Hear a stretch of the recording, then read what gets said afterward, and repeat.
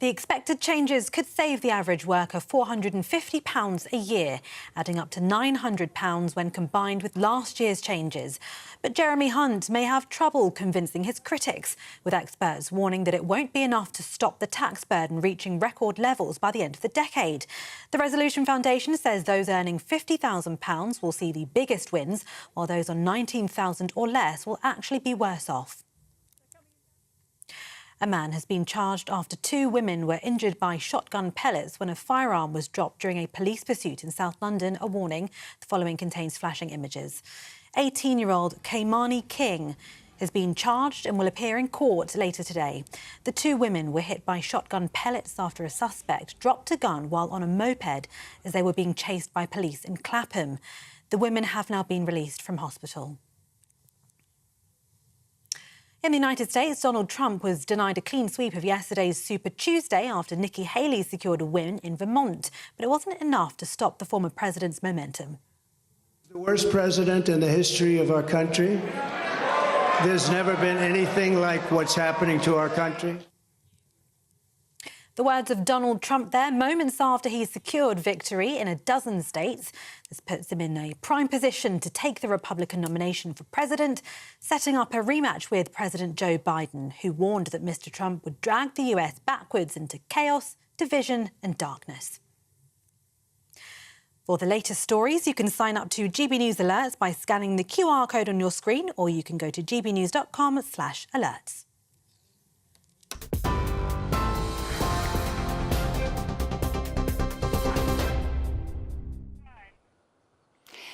Very good morning. We've got a very special Britain's Newsroom today, as it is Spring Budget Day. Andrew, you are there in Westminster, of course. I'm here in Whitehaven. Do you think, Andrew Pearce, that Jeremy Hunt is going to offer anything today that could possibly swing the mood of the nation in the run-up to the election? I don't think there's much he can do. We know there's going to be a 2p cut in the national insurance rate. That will be worth about £450 to people earning around £35,000 a year.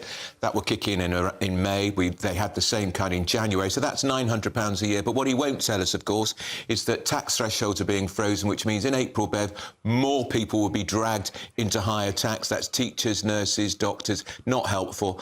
But I still suspect, Bev, there may be a little white rabbit that he may pull out of the hat. And I've noticed that Rishi Sunak is going to 2 pubs later in the week. Does that mean they're going to cut VAT on pubs, restaurants, something like that? That would be a popular vote winner. It really is, Andrew. Time and time again, when we talk to people, particularly people who own restaurants and pubs, about what they want, the cut in VAT is always very popular. Let me just show you a little bit about where I am today. Will there be a white rabbit for the people of Whitehaven? We're in just outside of the Lake District. Carlisle is about 30 miles north of here. There's this beautiful harbour. This is a very pretty town. It has incredible Georgian architecture because this was a town built on the coal mining industry originally. One local family, the Lowthers, who put all of their money into this town. Of course, it is now 40 years since the miners' strikes. The coal has gone. The Sellafield nuclear power station is nearby, and that does employ a lot of people. But they're going to have the first coal power mine here. Not a power station. It's for coking coal for steel production. That's going to be the first colliery in the country for 30 years. So I want to find out from the locals whether that will make a difference. I've just seen a wonderful restaurant owner who was very friendly, came along, invited us in for a coffee, which is always nice. He owns 6 businesses in this town and says that they're doing very, very well. So I'd be interested to hear what he has to say. I believe I'm now going to talk to Liam Halligan. Hopefully Liam is there and can hear me in the studio. Liam, we just mentioned the 20% VAT rate and how so many hospitality industries would love to see that come down just so that when we pay our bill at the end of a meal, it isn't quite as crippling as it appears to be at the moment. That, Bevan, I must say it's so nice to see you in one of the nicest, prettiest parts of the UK, certainly one of my favourite parts of the country. Great to see GB News, as ever, getting out and about. A lot of this budget has been pre-sold. The Treasury has undertaken a huge briefing campaign telling journalists unusually what's going to be in the budget. So we know the main measures, but as we're now discussing, there may be other things that the Chancellor pulls out of his budget day hat. Let's have a look at some of the main measures. We know that there's going to be a 2p cut in the headline rate of national insurance. National insurance fell from 12p in the pound to 10p in the pound in January. People felt that in their February pay packets. It's now set to fall to 8%. That will actually kick in from April, the beginning of the new tax year, making the average worker, those two tax cuts combined, £900 better off. Why, Bev, is he going for a cut in headline national insurance rather than income tax? The reason he's going for income tax, not for income tax, is because the income tax rise is more expensive, because income tax is also paid by pensioners and landlords, not just workers. Some other likely measures, we got that 2% cut in the headline rates of national insurance. Other likely measures, fuel duty will be frozen at just under 53p a litre of petrol or diesel. No Chancellor is going to increase that in an election year. Those changes to non-dom tax status, which we've been talking about for weeks, that is the tax regime that helps wealthy foreigners to pay less tax in the UK, attracting them here so they spend their money, invest their money here. Labour want to make that much, much stricter, restrict the savings for wealthy foreigners. The Tories are now likely to do the same. In addition, we've got an increase in business class airfare duty, another measure of getting more money from the rich to pay for the headline national insurance cuts. And then maybe we'll have some help for first-time buyers with maybe more favourable stamp duty payments for them so they can get on the housing ladder. But I agree very much with Andrew. He's often well informed on economic matters, as we know. The hospitality industry employs 1 in 10 people in this country, Bev, directly, and many more in other aspects of the business, and it is being hammered. High streets are being hammered by business rates. We know that the hospitality industry often employs people, part-time work, bringing in extra money for the family, lots of family-run businesses. And we know that Rishi Sunak, of course, he's got a track record of trying to help that part of the economy. Remember, Eat Out to Help Out. He may be trying to encourage his Chancellor to justify what he did during COVID by helping the hospitality industry again. It's going to be a complicated budget. There's going to be headlines and numbers all over the place, but we'll be here on GB News at 12:30 and after, letting our viewers and listeners know what's going on. OK, thank you, Liam. Well, I'm here with a local resident, Gerard Richardson. MBE, in fact, very special local resident, because you've been a volunteer in this community. You're born and bred here, Gerard. How would you sum up at the moment how people feel in this town about the cost of living, the standard of living? Are they happy with the quality of life they've got? No, I think everyone's anxious. You know that it's been that way since COVID. To be honest, it feels like there's something in the air. You know, whether it needs a good clear out across Whitehall, whether it's just, I don't know. People are frustrated. You know, I mean, around here, for example, it's a very, very strong pro-nuclear area, and yet we don't seem to get the direction from government that we want. I mean, what we want is some real firm decisions on nuclear. We want a nuclear power station. We're actually saying, look, bring a nuclear power station here. How many local authorities and local areas are saying that? But we need some private investment.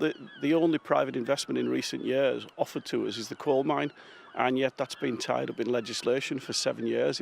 It's frustrating, and I think that's part of it. It's nothing just directed against the current government. It's a general frustration level that there's a malaise, you know, that something isn't happening. And then for me personally, you know, I run a shop and it's getting harder and harder on the high street. And if you drive from here to Carlisle, let's say, there's an Amazon warehouse at Carlisle. On the way between here and, you know, the next town, Cockermouth, there'll be at least 30 vehicles of Amazon coming to the West Coast. I'd like to see in the Chancellor's budget something like an online tax, like almost like a VAT perhaps, that cuts in when you turn over maybe £1 million or so. It would allow small businesses to continue doing a bit online, but it would level the playing field, because it's getting hard out there, and there's a real issue because the public still avidly support the high street all across the country on Mother's Day, Father's Day, Christmas. Every high street across the country is packed. But what about the other 9 or 10 months of the year? You know, you've got to remember that there's a community out there, and it's important to a lot of people of all ages, not just elderly. You know, I think some people write it off and say, well, it's high street's just the domain of a generation that's dying out, and that's wrong. It's cruel. So we've got to see something for the high street, and specifically for me, we've got to see something for defence. Yeah. You know, the defences of this country are in a shambolic state, and I say that as an ex-serviceman. I'll probably vote Conservative at the next election. It's kind of died in the wool. I've been tempted to spoil the ballot. I've been tempted. A good friend of mine is actually the Labour candidate around here, and I'd love to give him a vote. But I'm just looking at the state of the defences. If the Conservatives would show them up, I think they would do an awful lot better than they are in the polls. I'm interested in what you say about the Amazon factory down the road and all of the trucks lined up there. Presumably, I'm playing devil's advocate, that is therefore a good source of employment for the area, people working there. But I guess what you're saying is, well, what does that mean for the community? That might be generating a huge amount of profit for Amazon and it's giving people jobs. But then where do they go to spend their money when there is no high street? Yeah. Look, Amazon is a fantastic industry, and I'm not knocking Jeff Bezos, I'm not knocking Amazon at all. But Amazon is a low volume in terms of workforce. It's quite high-tech warehouses. You have robots taking things down and putting them into vans. OK, there's local delivery drivers, but these guys, you talk to them, they pay the pittance. You know, the high street, you know, your local high street pound, you know, every £10 or whatever you spend, it stays in the area. It supports people who are your neighbours, your friends. Shops like mine organise local events for people to take part in. Amazon don't do that. Amazon don't take part in the community. So I'm not attacking them. What I'm saying is there's got to be a more level playing field. It's got to be slightly more difficult for people to just sit there in the living room and order off Jeff Bezos and supply him with a new yacht. You know, we're out there, support us. And it feels like that's a conversation that hasn't been had. When you say about this malaise, suddenly these huge changes have happened, these economic shifts, this paradigm shift actually of what our communities look like. And it doesn't feel like anybody voted for that. And it just sort of happened overnight without enough consultation. And the more people you talk to, and I'm going to be talking to a lot of people here in Whitehaven about today, people don't like it. They don't want that sort of industry. I think people don't understand it as well. They don't really understand what's happened. And you know, if you sit back and, you know, take a deep breath and you look back at the last 4 or 5 years, COVID was a paradigm change in everyone's lives. So, like I say, this isn't an attack on the current government. Things have been going on in this country that seem to have been dragging their feet for decades. I came across an old newspaper. We were quiet in the shop last week, so we were browsing old newspapers. 1992 Whitehaven News, and in the headline it was, "We will not be rushed on new nuclear power." That was 32 years ago. We're still waiting for a bleeding reactor, you know. Look, this, like I say, this is a nuclear-friendly area. Yeah. Bring us a reactor, bring us some jobs, get some investment going. I don't know, everything feels like it's tied up in knots. There's a layer of treacle in Whitehall or the civil service, and somebody needs to go in there and sort it. It's the same with the health service, isn't it? And I've experienced that firsthand lately. You know, there are some great people working in the health service, but the systems are terrible, absolutely dreadful. Yeah. No flexibility. Gerard, thank you so much. That was a brilliant contribution. Look, we're here at the Harbour in Whitehaven. If you're in the area, do come and say hello, won't you? Michelle's show from 6 o'clock this evening, Nigel Farage's show from 7 o'clock this evening are going to be broadcasting live in this local area. Go on gbnews.com if you'd like to be there this evening. Andrew, I will throw back to you a lot of just common sense northern truisms there from Gerard. He talked complete common sense. More Gerard, please. I thought he was absolutely fabulous, Bev. That's Bev. I'm going to be joined in the studio shortly by Reform UK's Richard Tice. You're with Britain's Newsroom on GB News on Budget Day. Stay with GB News.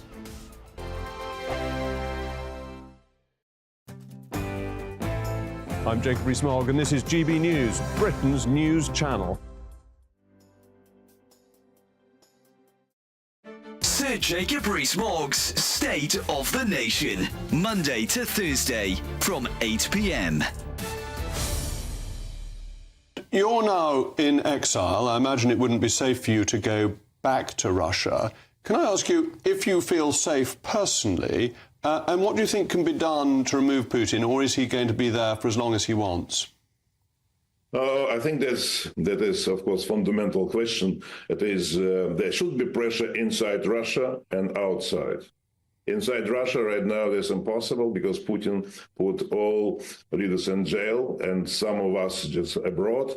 Just two were already killed. Mr. Nemtsov, Boris Nemtsov, my friend, my collaborator on my party, was killed on the walls of Kremlin. Alexei Navalny was killed in jail and in the camp.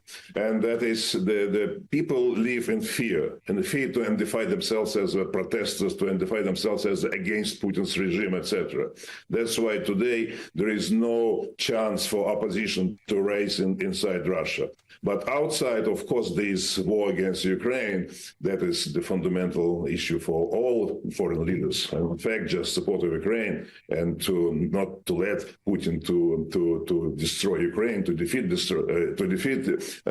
Ukraine. That is an important issue because just Ukraine, that's not just in Ukraine, war in Ukraine. Ukraine just fighting for their territorial integrity, but fighting for the whole European countries because after Ukraine, other countries could appear, other subject of aggression could be, and Putin easily could try to test Article 5 of NATO Charter. It could be one of the small countries of Baltic states. Good afternoon, Britain. Good afternoon, Britain. Join us, Tom and Emily, To find out what's happening in the heart of Westminster. and why it matters to you. Weekdays from midday, we bring you the most compelling stories from across the United Kingdom. And from your doorstep to our inbox, That's right, we want to hear from you, GB News. Britain's news channel. Your weekend starts here with Friday Night Live with me, Mark Dolan, 8 till 9 on GB News. Big stories, big guests and big laughs as we get you ready for a cracking weekend. That's Friday Night Live with Mark Dolan, Fridays 8 till 9 on GB News. Bring your own drinks, the admission's free. I'm Andrew Doyle. Join me at 7 o'clock every Sunday night for Free Speech Nation, the show where I tackle the week's biggest stories in politics and current affairs with the help of my two comedian panellists and a variety of special guests. Free Speech Nation, Sunday nights from 7 on GB News, the People's Channel, Britain's news channel. GB News is the home of free speech. We were created to champion it, and we deliver it day in, day out. Free speech allows us all to explore and debate openly the issues most important to us, our families, and of course, the British people. Having challenging conversations to enlighten each other. Which is why we hear all sides of the argument. We are the People's Channel. We will always stand by the freedom to express yourself. On TV, radio, and online. This is GB News, Britain's news channel.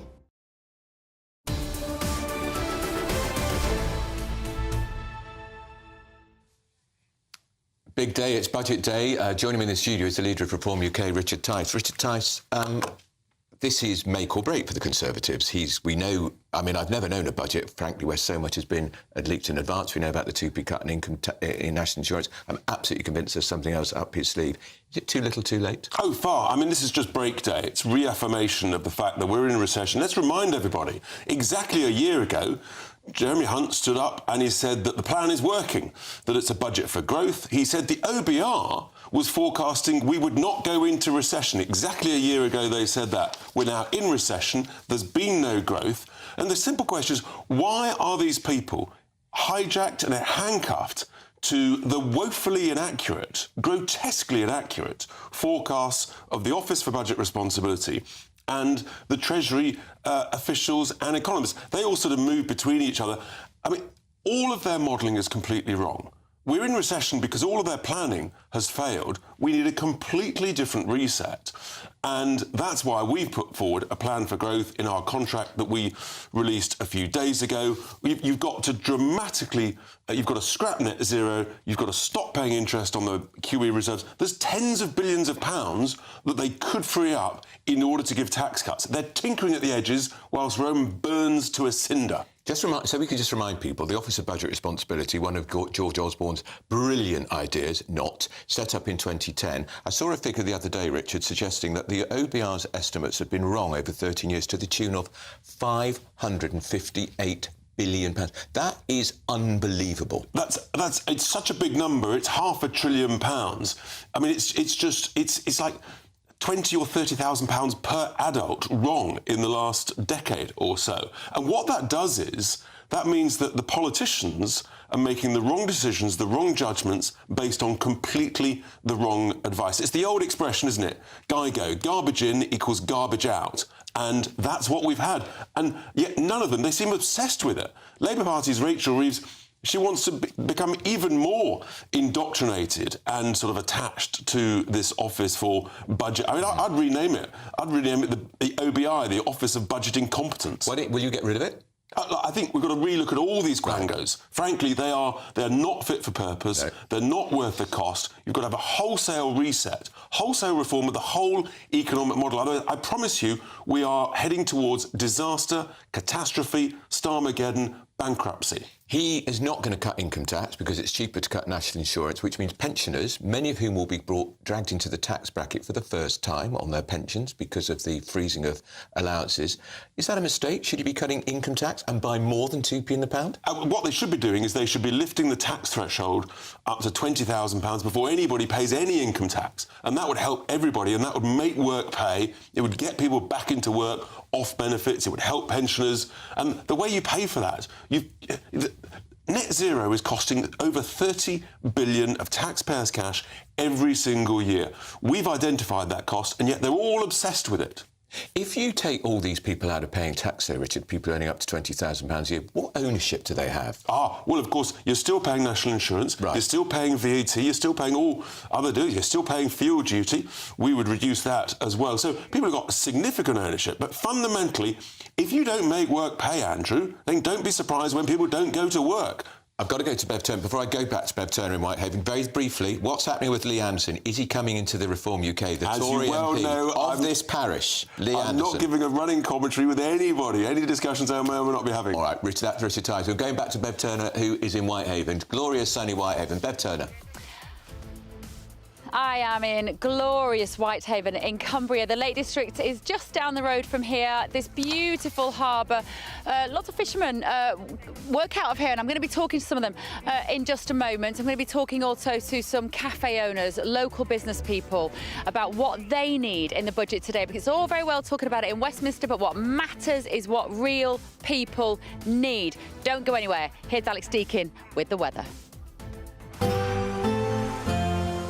A brighter outlook with Box Solar, sponsors of weather on GB News. Good morning. Welcome to your weather update for the day from the Met Office for GB News. Bit of fog and frost in the south and west this morning. That should clear, and then much of the west will be fine and bright. But in the east, quite a lot of cloud again. Outbreaks of light rain for northeast England, eastern Scotland, and one or two showers breaking out over the East Midlands and southeast England through the day. One or two showers creeping into Cornwall as well. But much of the west, southwest England, Wales, Northern Ireland, western Scotland having a fine day with some spring sunshine. And that will lift the temperatures 12, maybe 13 in one or two places. Where it stays cloudy in the east, we're struggling a bit again, only single digits on that east coast and feeling colder with the breeze over the far northeast. As we go through this evening, I think we'll see the cloud breaking up a little bit more, any rain tending to fizzle out. So for most it's a dry evening and then a dry and a clear night. That will allow the cloud to come back into the east, some mist and fog patches, and again, some patchy frost is likely in rural spots. Most towns and cities just about staying above freezing. As for Thursday, well, again, for many, it'll be dry and bright. Starting off a bit misty and murky with some low cloud.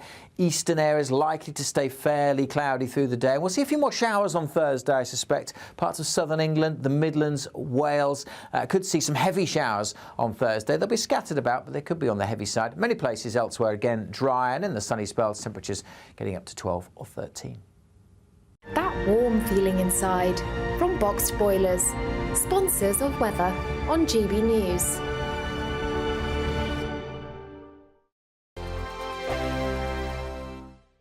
We have a ton of top prizes to be won in our spring giveaway. There's a massive £12,345 in tax-free cash to spend however you like, along with £500 in shopping vouchers for your favourite store, a games console, a pizza oven, and a portable Sonos smart speaker. And the best news? You could be our next big winner, just like Phil. Whoever wins it next is going to be as happy as I was, and they're going to get even more money this time round, so why wouldn't you go in the draw? For your chance to win the vouchers, the treats, and £1,200 £12,345 in tax-free cash.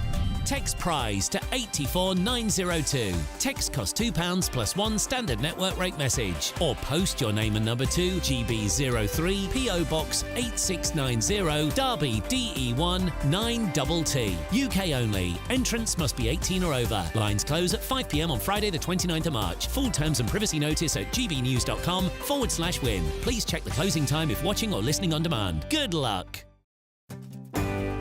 I'm Nigel Farage, and this is GB News, the People's Channel, Britain's news channel.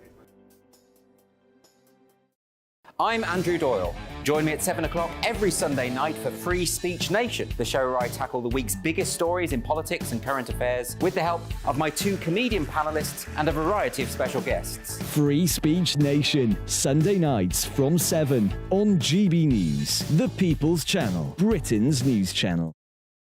I think the most exciting bit for me is talking to people. People who I think are ignored often by the major news channels. We're going to give news they want to hear. There's a voice there that needs to be heard. I think there's a chance here for a diversity of opinion to be expressed, which you don't find elsewhere. It's really exciting. We don't hold back. We're free to say how decisions that are taken here affect us all around the country. Only on GB News, the People's Channel, Britain's news channel. I'm Michelle Dewberry, and I'm not here to tell you what to think. I'd much rather hear what you have to say. So, send in your opinions to gbviews@gbnews.com. Keep them clean, and you never know, I might read them out. With my panel here on Jubes & Co, we debate, we get stuck into the issues of the day on a show where all views are welcome, especially yours. GB News, the People's Channel, Britain's news channel. 2024, a battleground year. The year the nation decides. As the parties gear up their campaigns for the next general election. Who will be left standing when the British people make one of the biggest decisions of their lives? Who will rise? And who will fall? Let's find out together. For every moment, the highs, the lows, the twists and turns. We'll be with you for every step of this journey. In 2024, GB News is Britain's election channel.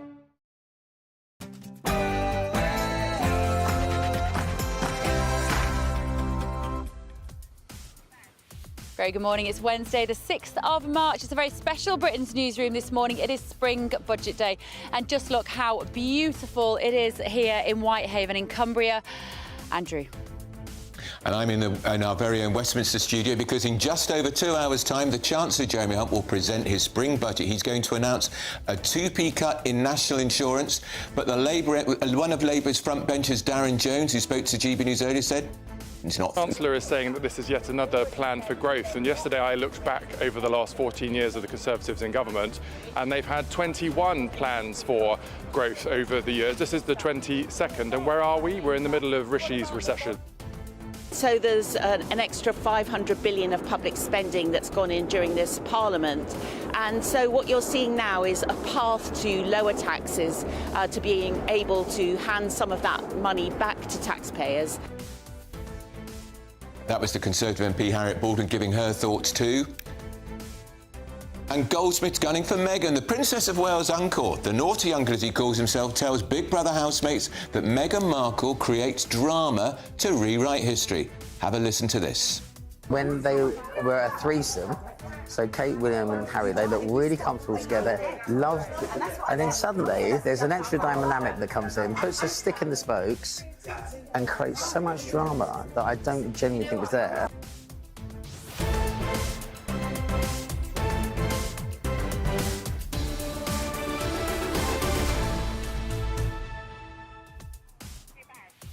So I'm here at Bullock Quay at Whitehaven. We've got Michelle Dewberry's show from this area at 6 o'clock tonight, and then Nigel Farage after at 7. Lots of locals will be coming down. If you'd like to join us, then please go on to gbnews.com to find out all the details. And email us this morning, as always, gbviews@gbnews.com to let us know what you want in the budget. Will anything make a difference to how you feel about the amount of money in your pocket? First, though, the very latest news with Tatiana Sanchez.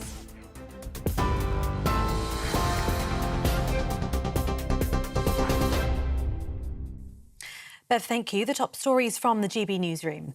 A 2 pence in the pound cut to national insurance looks set to be the focus of the government's budget. Ministers are arriving in Westminster ahead of the Chancellor's statement later. The expected changes could save the average worker £450 a year, adding up to £900 when combined with last year's changes. But Jeremy Hunt may have trouble convincing his critics, with experts warning that it won't be enough to stop the tax burden reaching record levels by the end of the decade. The Resolution Foundation says those earning £50,000 will see the biggest wins, while those on £19,000 or less will be worse off.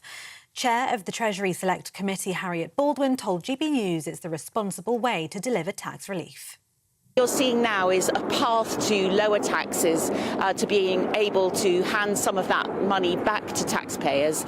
And I think by doing it through national insurance, actually the Office for Budget Responsibility says that that is something that is less inflationary than income tax. And so, of course, we've made huge progress on inflation, down from 11.1 to 4%, but there's still some further room to go to get it back to target at 2%. The Chancellor is said to have resisted pressure to cut income tax, with some MPs concerned today's changes won't be enough to improve the government's support. Shadow Chief Secretary to the Treasury, Darren Jones, told GB News the damage has been done. Well, I think the Chancellor is saying that this is yet another plan for growth. And yesterday I looked back over the last 14 years of the Conservatives in government, and they've had 21 plans for growth over the years. This is the 22nd. And where are we? We're in the middle of Rishi's recession. So I'm not quite sure if you can take the Chancellor's word for it, that on the 22nd attempt, he's going to get growth back into the economy. And that's really important, because if you step back from all the individual measures, the fact that this budget alone is not going to go anywhere near repairing the damage of the last 14 years is the big political question here in Westminster today. The government's Rwanda bill returns to the House of Lords today as the troubled immigration plan faces another test. The policy aims to declare Rwanda a safe destination for asylum seekers who come to Britain via unofficial routes. But the bill faced its heaviest series of defeats by the Lords so far this week.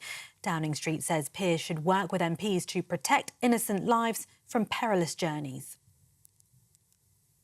Junior doctors in Northern Ireland have begun a 24-hour strike for the first time in a dispute over pay. The doctors' union's asking for a commitment to a full pay restoration to 2008 levels. Health Minister Robin Swan has warned the disruption will lead to thousands of missed opportunities and procedures.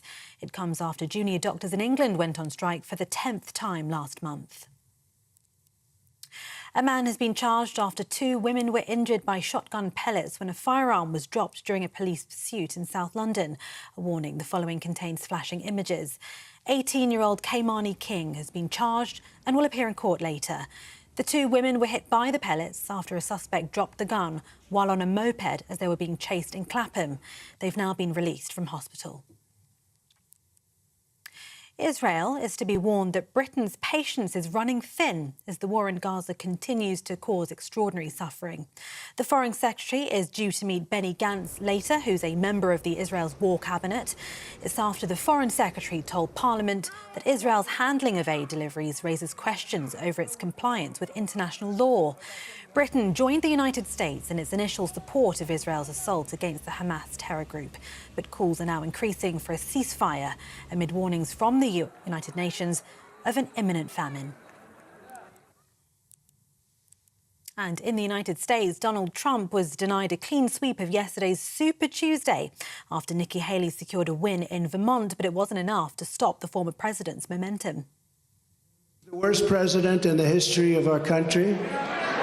There's never been anything like what's happening to our country. The words of Donald Trump there, moments after he secured victory in more than a dozen states. It puts him in prime position to take the Republican nomination for president, setting up a rematch with President Biden, who warned that Mr. Trump would drag the US backwards into chaos, division and darkness. For the latest stories, sign up to GB News Alerts by scanning the QR code on your screen or go to gbnews.com/alerts.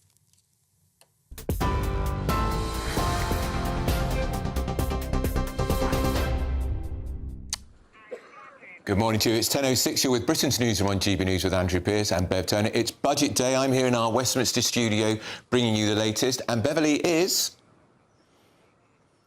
I'm in Whitehaven, up in Cumbria. Carlisle is about 40 miles or so north. Andrew, I believe you've never been to the Lake District. I've just found out. You're missing out. Just look how beautiful it is.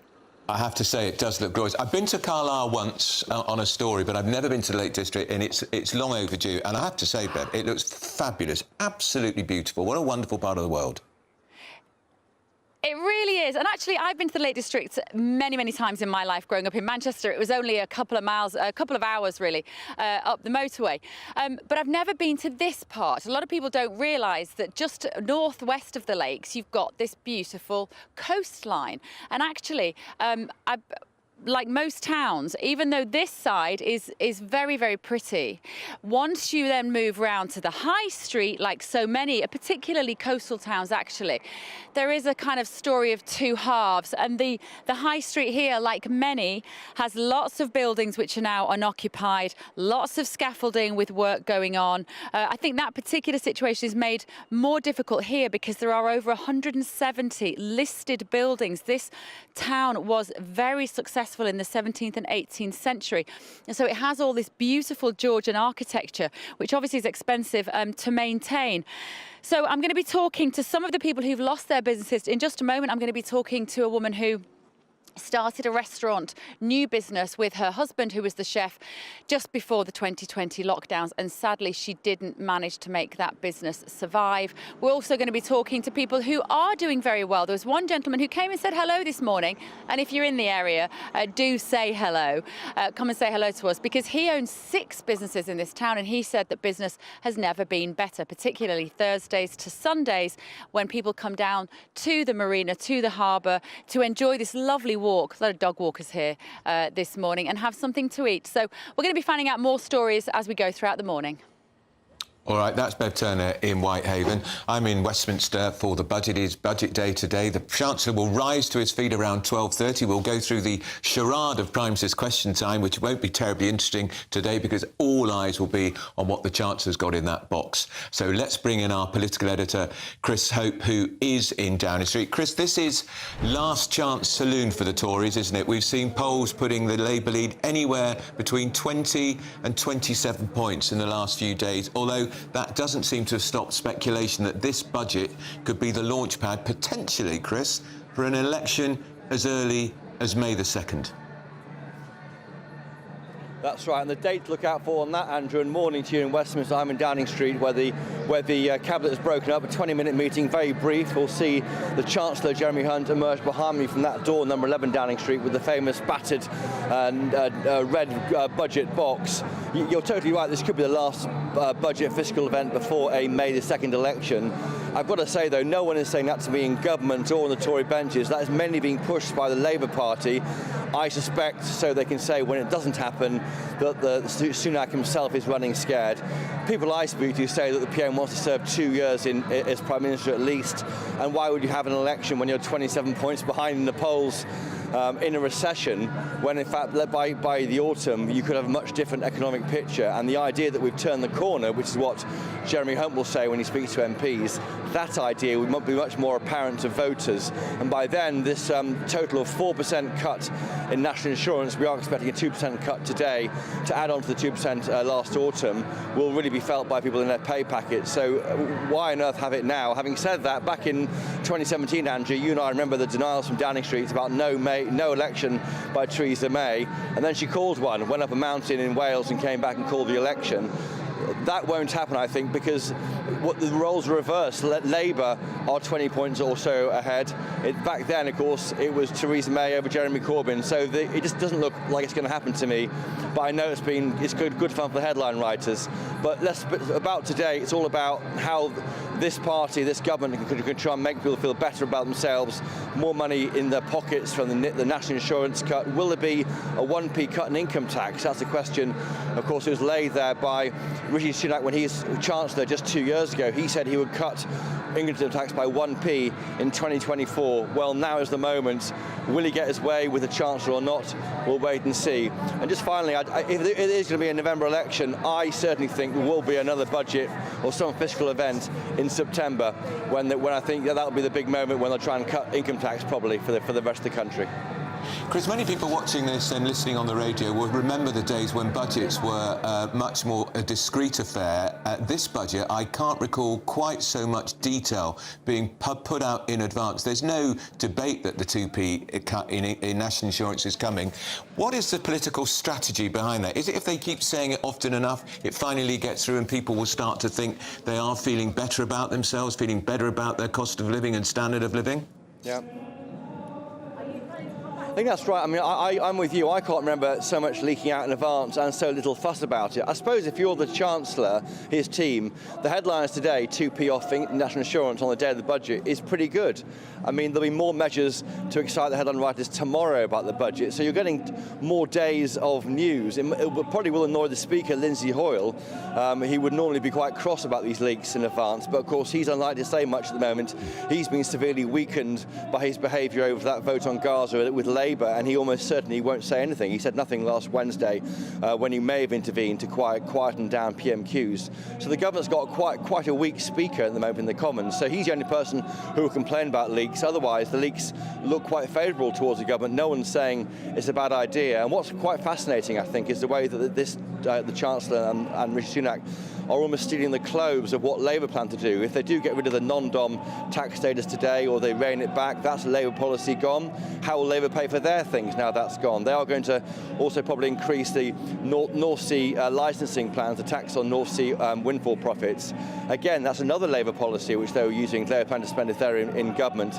So all sorts of measures being taken by the Tory party almost to back the Labour into a corner. How will they pay for their plans for the Great British Energy and others? So it is very political, and I think that's why we're in election year. These leaks are not such a big deal.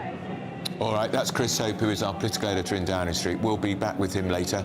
We go back to Whitehaven, where Bev Turner is talking to lots of local people about what they want from that budget today. Bev. Thank you, Andrew. Yes, it's so interesting being outside of London, actually, and coming up to the northwest, where people are very frank about how they feel about the local, about the current batch of politicians and how they might vote in the election. Last year in the UK, more than 25,000 businesses went bankrupt. It was a record 30-year high. I'm going to be talking to one of those business owners in just a moment. This is Britain's Newsroom on GB News.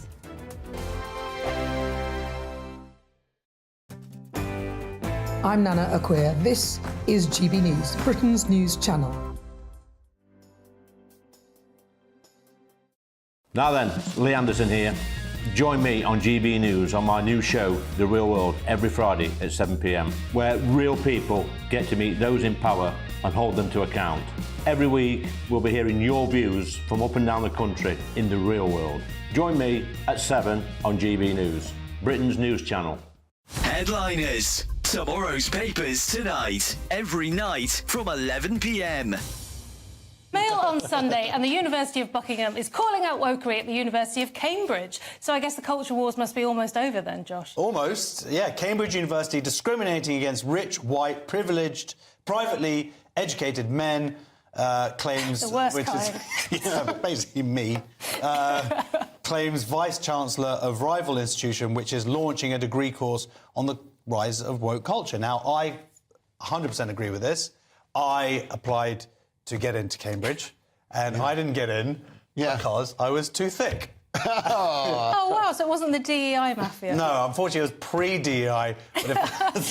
So it's like a double insult now. Were you one of those guys who was like had a B, a B average? You know, you look like you should be an A because you act like an A. I act like an A. You act I've like got an glasses. A. Yeah, they're fake. I don't even have to. They don't even have lenses. Lewis, do you think that this is a little bit cynical, because I looked up this University of Buckingham, and they opened in 1973, and their tagline on the internet is the home of the two-year degree. They're trying to bring down Cambridge University with this. Well, why not pick the biggest? I mean, that's why we should be attacking the BBC 24/7 on this thing. I thought we were. We aren't. We don't mention it enough. in? What I found shocking about this story is Buckingham is the country's oldest private university, and was founded in 1976.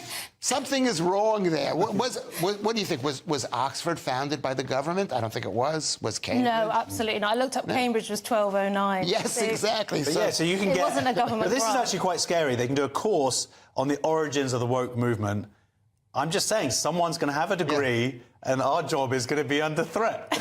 They're going to know much more than us. Never. Big news, big debates, big opinion. Patrick Christie's Tonight is the week's biggest show. Every weekday, 9 to 11 p.m, we've got the inside track on the day's top stories. There'll be sharp takes you won't get anywhere else. We will set the news agenda, not just follow it, and I want to bring you along for the ride. Whatever it is, we'll have our finger on the pulse. It's news, but it's this close to entertainment. Patrick Christie's Tonight, 9 to 11 p.m, only on GB News, the People's Channel, Britain's news channel.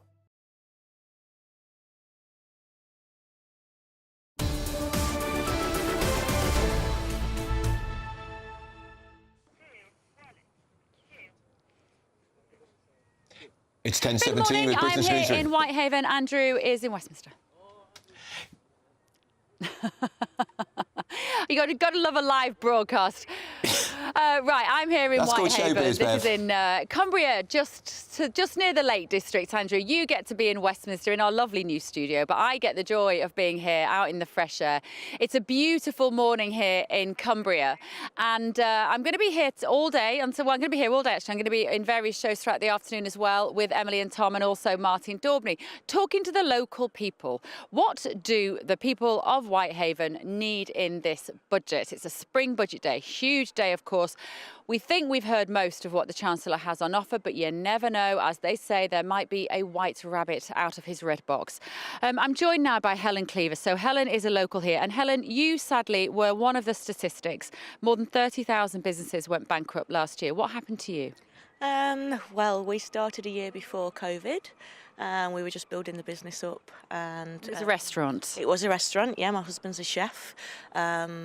We got the restaurant and started it up with his inheritance from his mum. His mum had passed. And so it was great for the first year.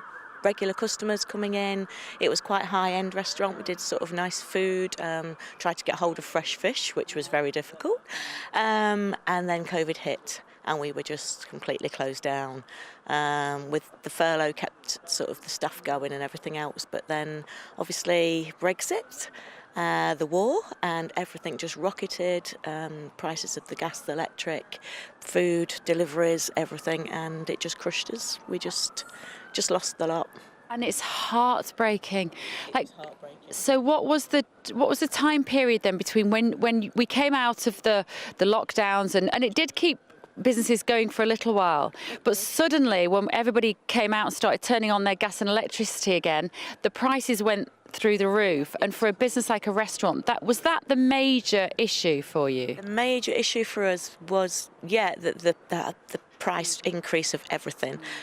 We didn't have a garden, and obviously just after COVID hit, pubs were allowed to open their outside seating areas to get their money back, but we didn't have any of that. And then obviously we had to buy all the instrumental things to keep people apart, so that was an extra cost. And yeah, it was just the fact that people had got so used to then drinking and eating outside in their gardens, getting takeaways bought in, and people just could not afford then, because they were hit as well with all the prices, not just the businesses. You know, local people were hit with it, and so they just stopped coming out, and it was easier for them just to order Uber Eats or whatever to get and sit in the garden with drinks from the supermarket and takeaways. And the tragedy, of course, I think personally from that period of time is that what happened was the huge corporations that could weather that storm have continued to build upon it because it changed so much of our human behaviour as well, as you say, working from home, ordering in. And yet where does that leave the small business owner? What are you and your husband out of business? What are you and your husband doing now then? Well, my husband, luckily being a chef, is quite sought after. Lots of chefs during lockdown decided to take other businesses on, other careers, so with a shortage of chefs, so luckily he's managed to get a chefing job, and I'm working in a local bar now, but I am still repaying lots of debt that I had from the business, still now repaying lots of debt. And when it comes to the budget today, is there anything that this government could give you now that would make you feel like you can pay those debts back more quickly or start to have more disposable income at the end of the month? It would be nice for the government to take a look at the businesses that did get crushed and see where they can help them, even to help them pay back some of the money, or to say, you know, we can see that you made a loss, we can see that it didn't work. Yes, they did help with paying the staff, but actually the business owners themselves took a massive hit, and it would be nice to be able to go to sleep at night and think, you know what, I don't have to pay this debt for the next 10 years. And something as significant as ploughing in an inheritance into a business that you've tried to build, and you probably put blood, sweat and tears into that. It is one of the hardest industries to work in. 16 hours a day, 7 days a week, and people don't see what you do in the background of that business as well. So can you forgive this government when you go to the polls? No, I won't forgive this government, not at all. Would you have traditionally maybe considered giving your vote to the Conservatives? I don't really like to say what I vote and what I don't vote, but let's just say that my vote this year will be changing. Yeah. And I think this is going to be, I think, probably the only election in living memory where people's individual journey of the last 4 years has been so profound for everybody that it's going to affect where you put that cross. And I think people are going to give the Tories a bloody nose. I think you'll find that maybe half the population won't even vote at all because they've got no confidence in any government whatsoever. And that's the big shame. After all these years of being able to vote, you know, people are just now sick of it. That voter apathy is going to be a huge issue, isn't it, at the election, Helen? In terms of the local community here and the local population, how would you describe people? It's, you know, I like a kind of northern commonsensical. I always think there's an optimism when you come up north. There's a positivity about people here, isn't there? Yeah, well, I moved up here 21 years ago from a city life. I wouldn't look back. I absolutely love it. The people are amazing, very friendly, if not nosy as well. But that makes them who they are, and I absolutely love it. But you do seem to tend to think that the north gets left out a lot, and we seem to be sort of, I don't know, not downtrodden, but basically, neglected. Even beautiful town like Whitehaven. I mean, I wouldn't leave. It's beautiful, but it's so neglected, as you said. The buildings are amazing, and they're just falling down. We're getting new buildings built, and the old ones are getting left to wreck and ruin. And that so many businesses are just left empty. OK, Helen. Well, thank you. I'm so sorry for what you've been through with all that hard work. It's so bleak, Andrew, isn't it, when you see British people wanting to build a business from scratch and then not managing to get the support or the economic conditions as such that they just, despite all their hard work, can't make it happen. Absolutely right. Thanks. That's Bev up in Whitehaven. We'll be back with her shortly. It is Budget Day, of course. Joining me in our Westminster studio is the barrister Sam Fowles, who you know very well. And we were supposed to be seeing Stephen Pound, the former Labour MP, but he's got lost. No surprise there with the Labour Party is that they get lost all the time and they'll lose us. Sam, I'm already seeing emails from viewers and listeners saying, OK, fine about the national insurance cut, two pence cut in national insurance. But I don't pay national insurance. I'm a pensioner. Pensioners are the Tory party's core vote. He's going to cut income tax today as well, isn't he? Isn't that going to be the white rabbit that comes out the hat? This must be the rabbit. I mean, they've trailed the national insurance cut for so long that it's basically pointless announcing it in the Commons today because everyone already knows it's happened. So he's got to save something. And the national insurance cut, the tax cut, would go to the core vote. It would help the Conservatives out, I think, with their electorate. Whether it will help the economy out, I think, is rather different. Well, it will put money in people's pockets, and I'm a great believer. Let people spend the money themselves. Governments don't know how to spend people's money. Give people more money in their pocket. They might spend it in the high street. We might see in Whitehaven more shops doing better if people have got more money. And I wouldn't rule out either, Sam, potentially a change in the VAT rules for restaurants and pubs.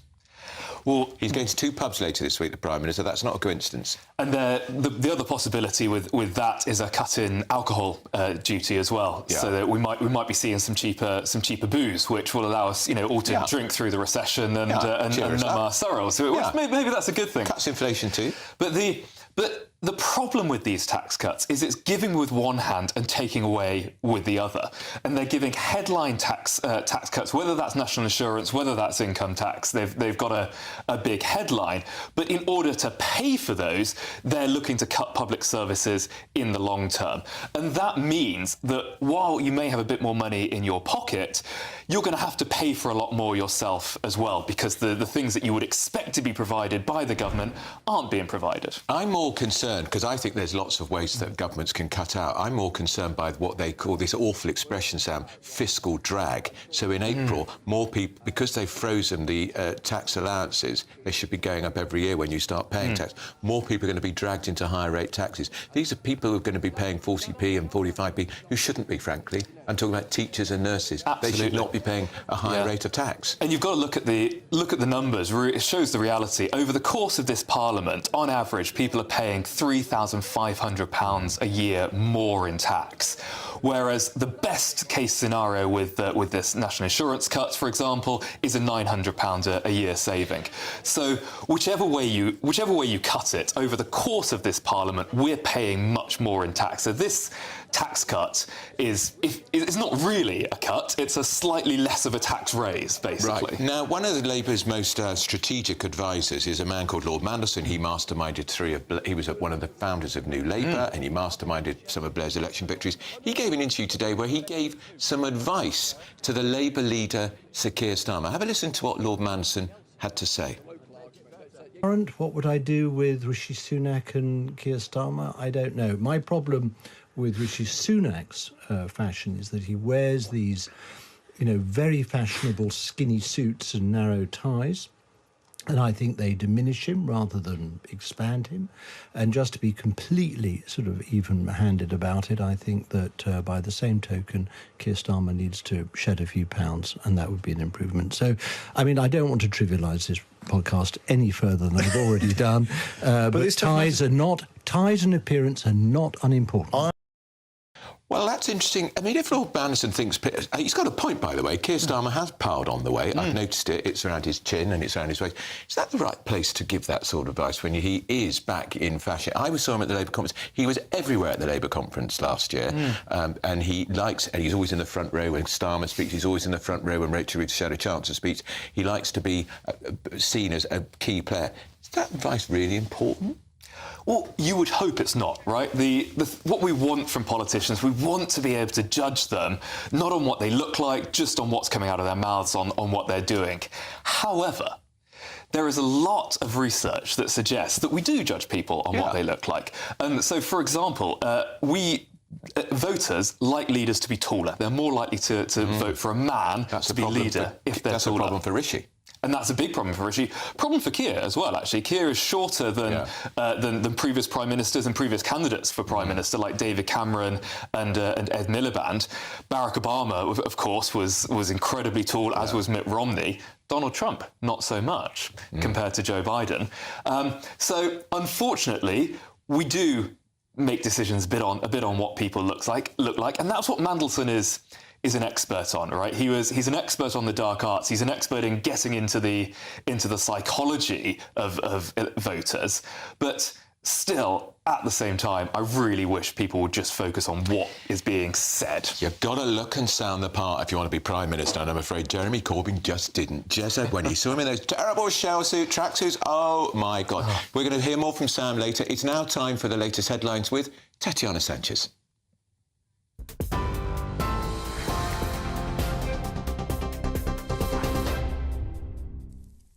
Andrew, thank you and good morning. Your top stories from the GB Newsroom. A 2 pence in the pound cut to national insurance looks set to be the focus of the government's budget. Ministers are arriving in Westminster ahead of the Chancellor's statement soon. The expected changes could save the average worker £450 a year, adding up to £900 when combined with last year's changes. But Jeremy Hunt may have trouble convincing his critics, with experts warning that it won't be enough to stop the tax burden reaching record levels by the end of the decade. The Resolution Foundation says those earning £50,000 will see the biggest wins, whilst those on £19,000 or less will be worse off. The government's Rwanda bill returns to the House of Lords today as the troubled immigration plan faces another test. The policy aims to declare Rwanda a safe destination for asylum seekers who come to Britain via unofficial routes. But the bill faced its heaviest series of defeats by the Lords so far this week. Downing Street says peers should work with MPs to protect innocent lives from perilous journeys. In the United States, Donald Trump was denied a clean sweep of yesterday's Super Tuesday after Nikki Haley secured a win in Vermont. But it wasn't enough to stop the former president's momentum. The worst president in the history of our country. There's never been anything like what's happening to our country. The words of Donald Trump there, moments after he secured victory in a dozen states. It puts him in prime position to take the Republican nomination for president, setting up a rematch with President Biden, who warned that Mr. Trump would drag the US backwards into chaos, division and darkness. For the latest stories, sign up to GB News Alerts by scanning the QR code on your screen or go to gbnews.com/alerts.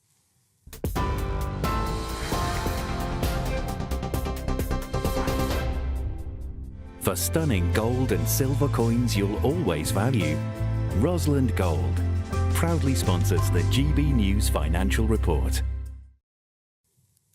Here's a quick snapshot of today's markets. The pound will buy you $1.2730 and €1.1704. The price of gold is £1,671.45 per ounce, and the FTSE 100's at 7,668 points. Rosland Gold proudly sponsors the GB News Financial Report. Thanks, Tatiana. Now, in a new GB News series, Innovation Britain, we're looking at the success of British manufacturing around the country.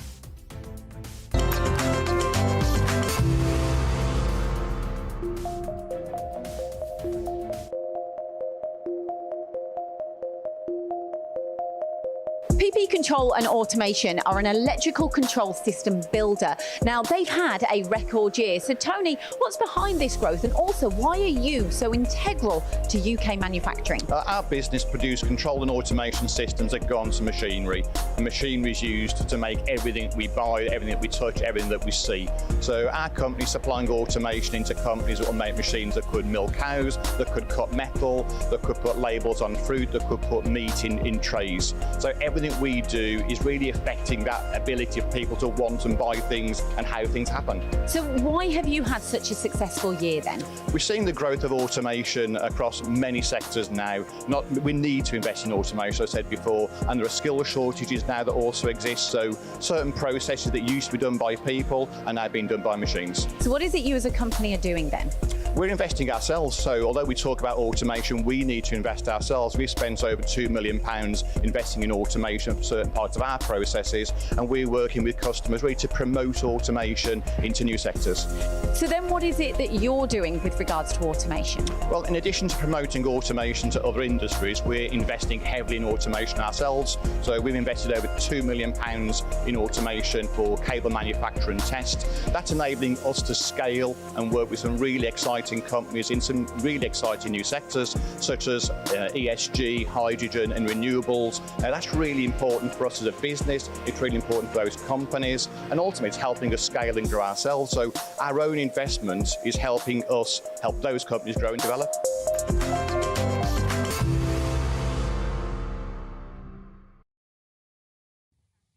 Well, it's a big day for the pound in your pocket because it's the budget day. The Chancellor will be making that speech around 12:30. In the studio with me is Sam Fowles, the barrister and columnist, and Stephen Pound, the former Labour MP, has finally found his way here. Stephen, did you not know your way around Westminster? How many years were you an MP for?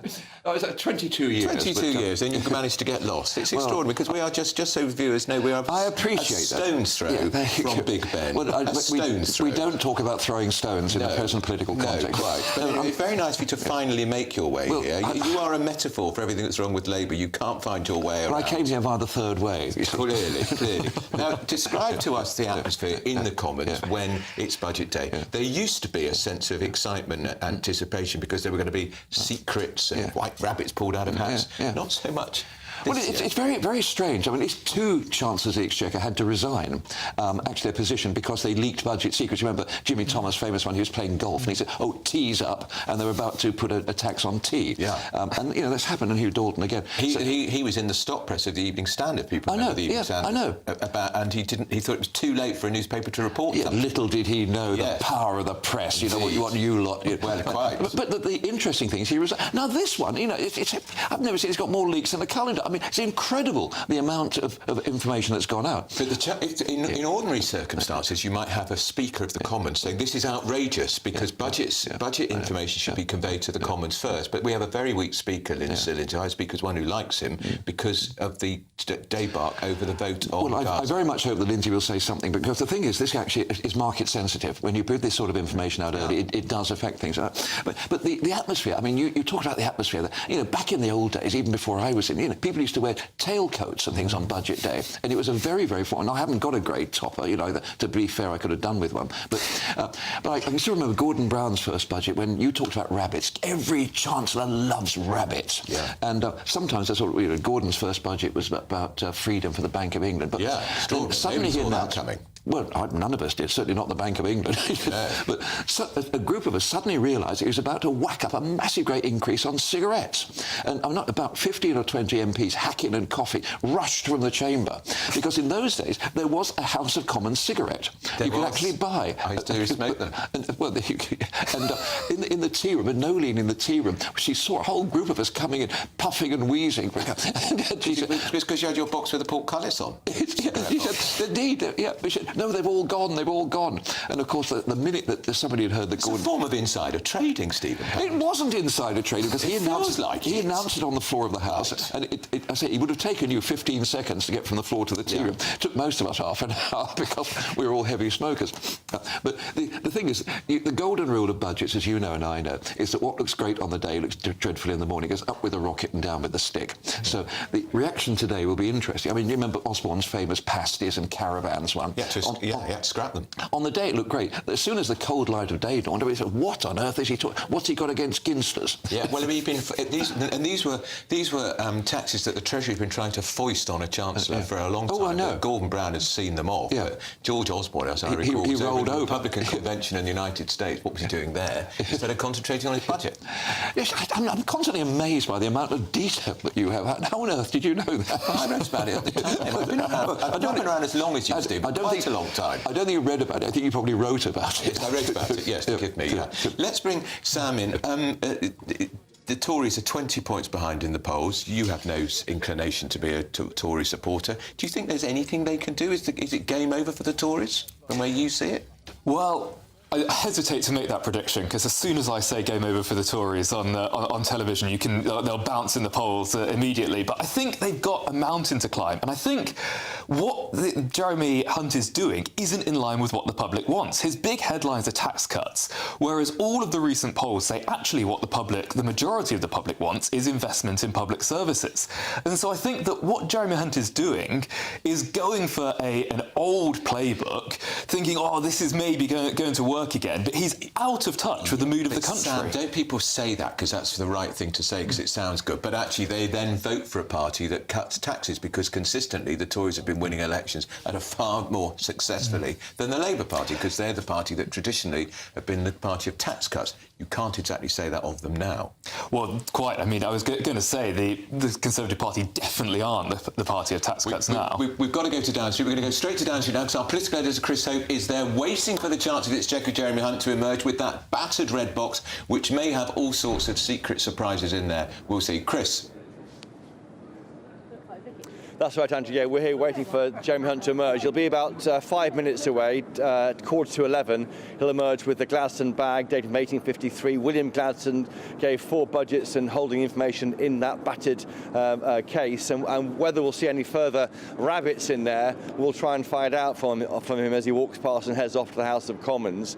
But we know there's going to be this cut in national insurance. That'll be the 4p cut in the past few months by the Tory party as they try and show to the voters and to the electorate and also to their own backbenchers that they do believe in tax cuts despite the tax burden being the highest in 70 years. So that's the focus, and of course Labour will be poring over the detail here, wondering what other tax raising ideas they're going to take from that party if they do get rid of the non-dom tax status. They increase the windfall tax to oil and gas companies. That is taking billions of pounds off Labour's plans, putting them in a bind to find out how they're going to raise money. So yeah, we're waiting with bated breath here in Downing Street for the Chancellor.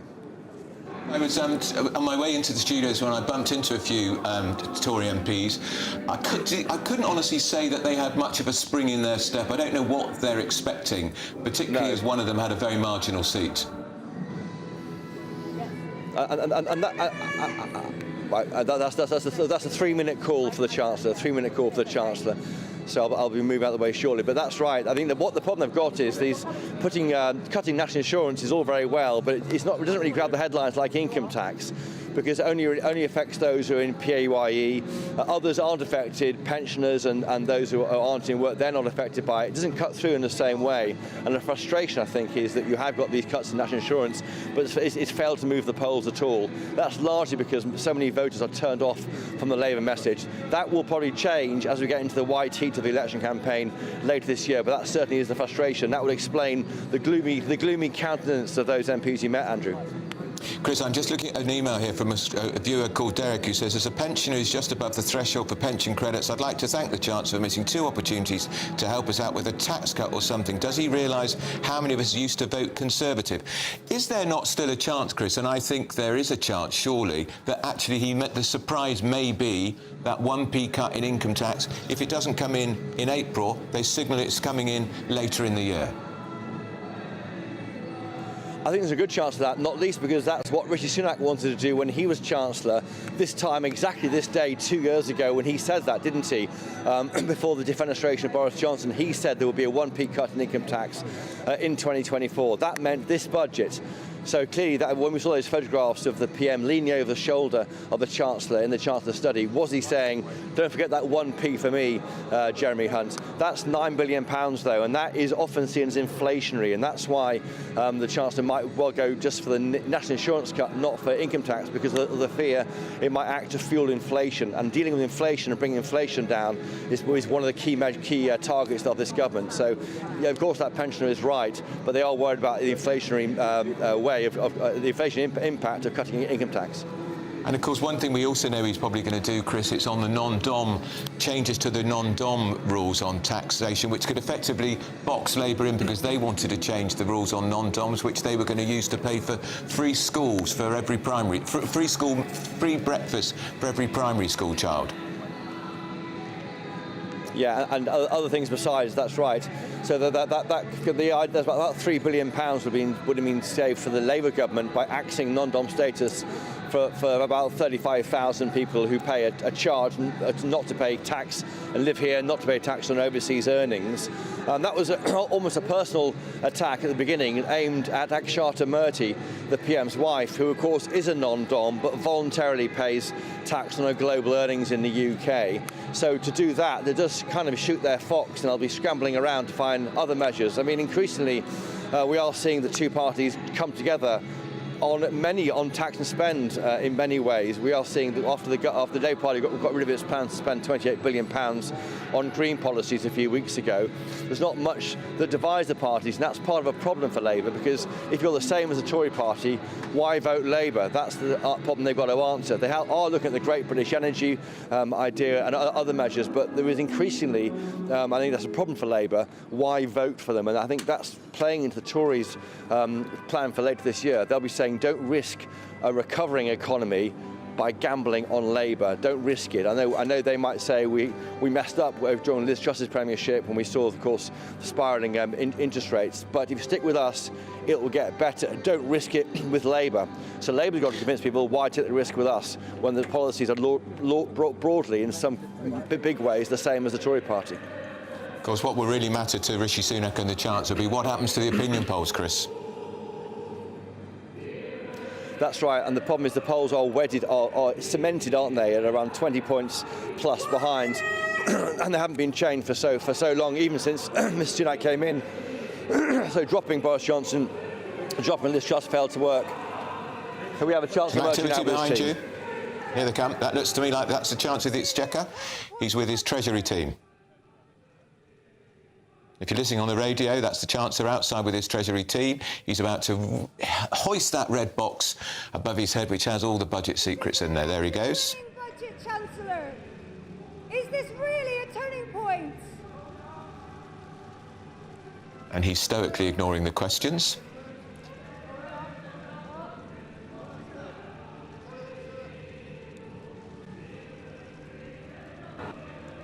I know our own Chris Hope's going to be asking a question, or trying to. Morning. Any rabbits in there for GB News? No? Morning. Morning. Morning. There we have the Chancellor there posing with the Gladstone box outside. Budget, Chancellor. Is this really a turning point? Any rabbits in there, Chancellor? Is that box big enough? How about 1p off income tax, Chancellor? When's the election, Chancellor? Is it in May?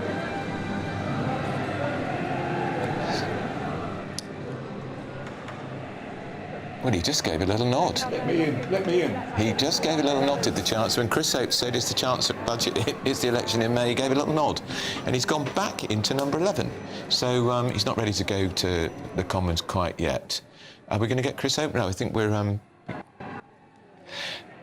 Chris, you appeared to nod when you asked him, is there an election in May? Yeah, I'm not sure if he nodded to me or someone else shouting at him. I mean, that's all the talk. Is this the last budget before the general election? He's gone back inside now. That was part of the theatre of Budget Day. And you see the Chancellor just moving off now into a car to be taken off to deliver his budget. The Cabinet, of course, were briefed on that at 8:30, a very brief Cabinet meeting, 20 minutes. There'll be a Prime Minister's questions session before that, 12 till 12:30. Rather largely performative, because all the focus will be on what's in that red box.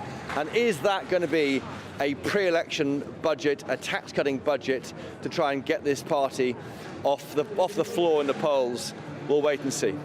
All right, that's Chris Hope in Downing Street. In the studio with me still, Stephen Pound and Sam Fell. Stephen Pound, we always wait with bated breath for the Chancellor to be waving that battered old red box around. It's quite a new box these days, actually. Yeah. But it's so few surprises are in that box this year, I suspect. Well, I see you're trailing the possibility of a cut in income tax. I think it's a possibility. Yeah. Oh, or maybe a cut in VAT on hospitality, because I noticed that the Prime Minister's going to 2 pubs later in this week. That won't be a coincidence. No, indeed it won't. But I'm a little bit worried that they're going to announce a sort of ban on fox hunting, ending VAT for exemption for schools, and setting up a GB Energy, because there's decent Labour policies that they're nicking left, right and centre. But look, banning fox hunting, you've banned it already. No, we haven't. Tony Blair said it was a biggest mistake of his premiership. Okay, well, you know, we move on. but look, here's the interesting thing. There's one group of people that the Tories used to be able to rely on 100% were people of my age. Yes. And what's in it for us? You know, where's the end of VAT on worthless originals? Where's the cut in Saga cruises, disco? You know, all the things that we would actually like to hear. So what he's done is, in some ways, I think it's quite admirable. He's actually said, let's go for the engine of growth in the economy. Let's actually cut national insurance to incentivise work, and also some of the other things that he's done in that particular area, which is, I think, is quite impressive. However, it's going to be too little and too late. That's the bottom line. Sam, we had Richard Tyson earlier from Reform, and he said his flagship policy on tax today would not be 2p off national insurance. It would be to take everybody earning up to £20,000 out of tax altogether. I said, hang on. How do they then have any sense of ownership if they're not paying? Of course, they're still paying VAT and they're still paying national insurance. Would you go down that route? No, I mean, I think it's Richard's magic tax cut wand again, that he thinks he'll waive it and everything will be okay. But it's just, A, it's not a realistic policy, and B, it's not actually going to help people that much, because yes, it'll put a bit more money in their pocket, but it's not going to incentivise work because people are already working extreme hours, and it's also not going to incentivise the economy, because in an economy that's in a recession, if you are, what Richard's talking about is cutting tax for a bunch of people, but also cutting investment, and the thing that's holding the economy back is investment. And so what we will see is you may be paying a little bit less in tax, but it's going to be much harder to get a job. It's going to be much harder to get a decent paid job. So while it seems like a good headline for Richard, what he's actually going to be doing is plunging lots of people into poverty. I think the two areas that are really the sort of the lacuna here. Firstly, military spending. Where's the defence spending? There's never ever been a time when we've been in greater danger. Where is the possibility of an increase? Even a minute increase in expenditure. The other thing is public services, and you're right. It's all very well having a couple of bob in your pocket. If your bins aren't being emptied and you have to go to a private hospital to get your treatment. So public services aren't being addressed, and the issue of defence, a great many Conservatives will be very, very unhappy if there's not a considerable increase in defence. And all the briefings suggest there's going to be no increase. Well, that's what they're saying. I mean, if you actually have a look at what Grant Shapps is saying, he's actually... Who's the Defence Secretary? He wants it to go up a lot, as does Penny Mordaunt. He's putting in for retaliation. Well, I mean, Penny Mordaunt, she's from a naval town. Indeed she is, and she's in the Wavy Navy, the sort of Royal Naval Reserve. Yeah. But she'd actually fight them personally, wouldn't she, given the chance? She's also thinking about her leadership prospects. Good heavens. But hasn't Peter Mandelson put his finger on the big problem for Sir Keir Starmer? And that's exactly what it is, the big problem. He's put on too much weight. What did you think about his advice? Have we really descended to these depths? I mean, he's been rude about Rishi Sunak's suits. Yeah. He's quite right, those suits are ridiculous, but they're very expensive, by the way. Hang on a second. But does Keir Starmer need to smarten up his act? Does he need to I had a cup of tea with Peter Mandelson many, many years ago, and when I was drinking tea, he had a glass of hot water, and he sort of wafted a piece of lemon peel. Yeah, that's him all over. And I thought, for heaven's sake, I appreciate the man who never forgave me for writing when he was in Hartlepool campaigning as a young candidate. I know. When he said in the fish and chip shop, I'll have some of that nice guacamole. And they said, no, do you mean mushy peas, Mr. Mandelson? I know. Never forgave me for writing It's like that. John Major's underpants. Yes. Let's come to Did he tuck his shirt into the underpants? And it was all you. No, that was Alistair Campbell. No, you were the guacamole man. I'm afraid I had a big say in that. But it is that if they don't move the dial after this budget in the next few days, might he then just be tempted to think, I'll just go for May? No, he won't, because basically the parliamentary party won't support that. I mean, there's at the moment there's 100, 120 Tory MPs are almost certain to lose their seats in the normal churn that you get. Are they actually going to give up 9 months' salary, 9 months' chance to get a job, 9 months more, on the green benches? They're not going to do it. The key thing here will be the South Blackpool by-election. I'm almost certain that Scott Benton will get experiencing a recall petition. Yeah. He's a chap who's caught in one of the newspaper stings for the gambling thing. Now that we'll see whether the dial's shifted, because that's real votes for real people on the real day, and that's a majority of 3,000. That's Sam Foles and Stephen Pound, who finally made his way to the studio. Stay with us. Still to come. We're going to bring you the budget as it happens, and we're going to go to the weather now with Alex Deakin. Stay tuned to GB News. A brighter outlook with Box Solar, sponsors of weather on GB News.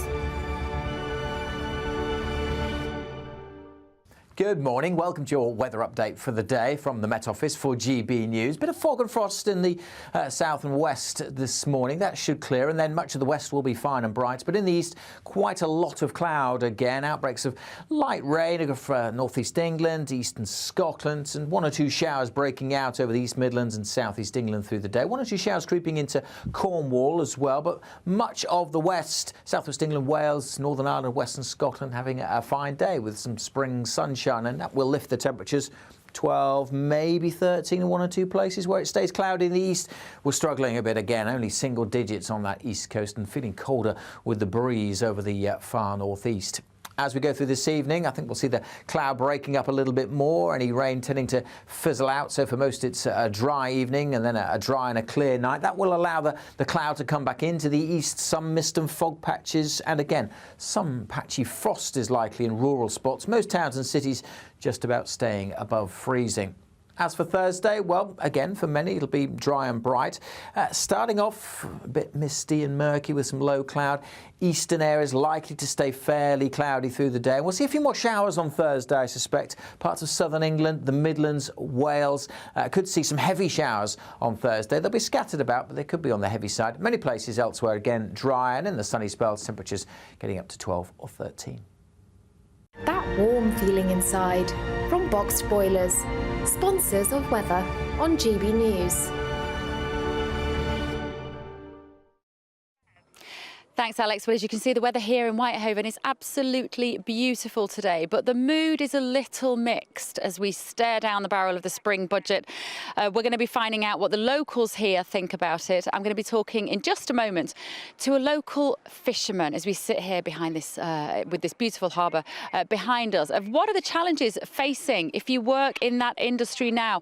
I've been talking to him about it. I think you'll be surprised. Don't go anywhere. This is Britain's Newsroom. We're springing into spring and giving you the chance to win the seasonal essentials. First, there's an incredible £12,345 in tax-free cash to be won, plus a spring shopping spree with £500 in shopping vouchers to spend in the store of your choice. And finally, a garden gadget package to enjoy, including a handheld games console, a portable smart speaker and a pizza oven. For your chance to win the vouchers, the treats and £12,345 in tax-free cash, text GBWIN to 84902. Text costs £2 plus 1 standard network rate message, or post your name and number to GB03 PO Box 8690 Derby DE1 9TT. UK only. Entrance must be 18 or over. Lines close at 5 p.m. on Friday the 29th of March. Full terms and privacy notice at gbnews.com/win. Please check the closing time if watching or listening on demand. Good luck. I'm Nana Akweer. This is GB News, Britain's news channel.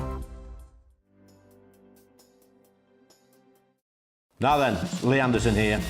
Join me on GB News on my new show, The Real World, every Friday at 7 p.m, where real people get to meet those in power and hold them to account.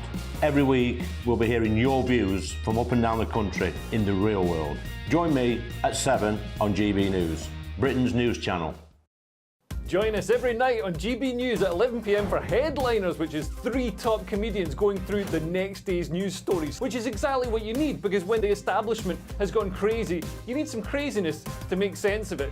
Headliners. You don't have to bother reading the newspaper. We've got it covered for you. Every night at 11 p.m. and repeated every morning at 5 a.m. We won't send you to sleep like some of the other paper review shows out there. So join us 11 p.m. every night on GB News. The People's Channel, Britain's news channel.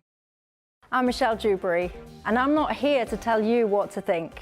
I'd much rather hear what you have to say. So, send in your opinions to gbviews@gbnews.com. Keep them clean, and you never know, I might read them out. With my panel here on Jubes & Co, we debate, we get stuck into the issues of the day on a show where all views are welcome, especially yours. GB News, the People's Channel, Britain's news channel. I think the most exciting bit for me is talking to people. People who I think are ignored often by the major news channels. We're going to give news they want to hear. There's a voice there that needs to be heard. I think there's a chance here for a diversity of opinion to be expressed, which you don't find elsewhere. It's really exciting. We don't hold back. We're free to say how decisions that are taken here affect us all around the country. Only on GB News, the People's Channel, Britain's news channel.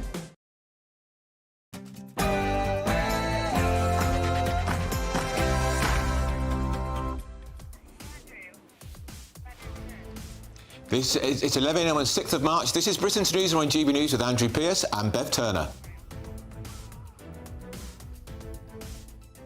Just over 1 hour until the Chancellor presents his spring budget. The Labour MP for Bristol North, who's a frontbencher, Darren Jones, he had this to say about the budget a little earlier.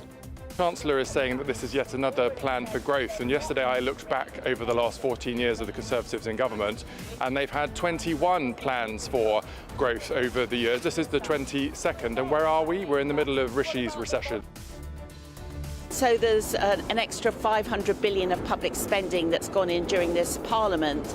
And so what you're seeing now is a path to lower taxes, to being able to hand some of that money back to taxpayers. That was the Conservative MP Harriet Board. At Renishaw Miners Club. We're here live at Renishaw Miners Club in Sheffield in South Yorkshire to get reaction to the budget, but also to mark 40 years since the miners' strike began back in 1984. And I'm here in Leamington Spa speaking to a small business owner to find out just how business is and what the Chancellor could say at his budget which might just turn them around.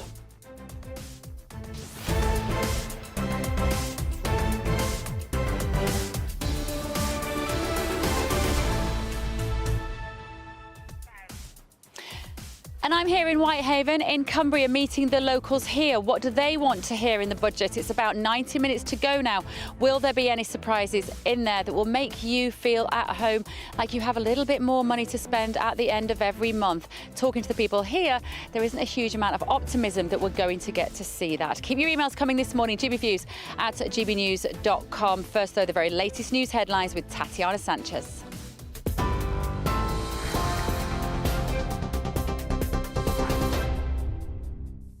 Bev, thank you. The top stories this morning from the GB Newsroom. The Chancellor appeared in Downing Street just moments ago as he prepares to deliver the government's budget later. A cut to national insurance looks set to be the main focus, which could save the average worker £450 a year, adding up to £900 when combined with last year's changes. But Jeremy Hunt may have trouble convincing his critics, with experts warning that it won't be enough to stop the tax burden reaching record levels by the end of the decade. Chair of the Treasury Select Committee, Harriet Baldwin, told GB News it's a responsible way to deliver tax relief. You're seeing now is a path to lower taxes, to being able to hand some of that money back to taxpayers. And I think by doing it through national insurance, actually the Office for Budget Responsibility says that that is something that is less inflationary than income tax. And so, of course, we've made huge progress on inflation, down from 11.1 to 4%, but there's still some further room to go to get it back to target at 2%. The Chancellor is said to have resisted pressure to cut income tax, with some MPs concerned today's changes won't be enough to improve the government's support. Shadow Chief Secretary to the Treasury, Darren Jones, told GB News the damage has been done. Well, I think the Chancellor is saying that this is yet another plan for growth. And yesterday I looked back over the last 14 years of the Conservatives in government, and they've had 21 plans for growth over the years. This is the 22nd. And where are we? We're in the middle of Rishi's recession. So I'm not quite sure if you can take the Chancellor's word for it, that on the 22nd attempt, he's going to get growth back into the economy. And that's really important, because if you step back from all the individual measures, the fact that this budget alone is not going to go anywhere near repairing the damage of the last 14 years is the big political question here in Westminster today. The mother of a 10-year-old girl who was found dead in the West Midlands has been charged with murder. Shay was discovered with injuries at an address in the Rowley Regis area near Birmingham on Monday afternoon. 33-year-old Jaskarit Kaur, also known as Jasmine Kang, has been charged and she'll appear in court later. The government's Rwanda bill returns to the House of Lords today as the troubled immigration plan faces another test. The policy aims to declare Rwanda a safe destination for asylum seekers who come to Britain via unofficial routes. But the bill faced its heaviest series of defeats by the Lords so far this week. Downing Street says peers should work with MPs to protect innocent lives from perilous journeys. Junior doctors in Northern Ireland have begun a 24-hour strike for the first time in their pay dispute. The doctors' unions asking for a commitment to a full pay restoration to 2008 levels. Health Minister Robin Swan has warned the disruption will lead to thousands of missed appointments and procedures. It comes after junior doctors in England went on strike for the 10th time last month. A man has been charged after 2 women were injured by shotgun pellets in South London. A warning: the following contains flashing images.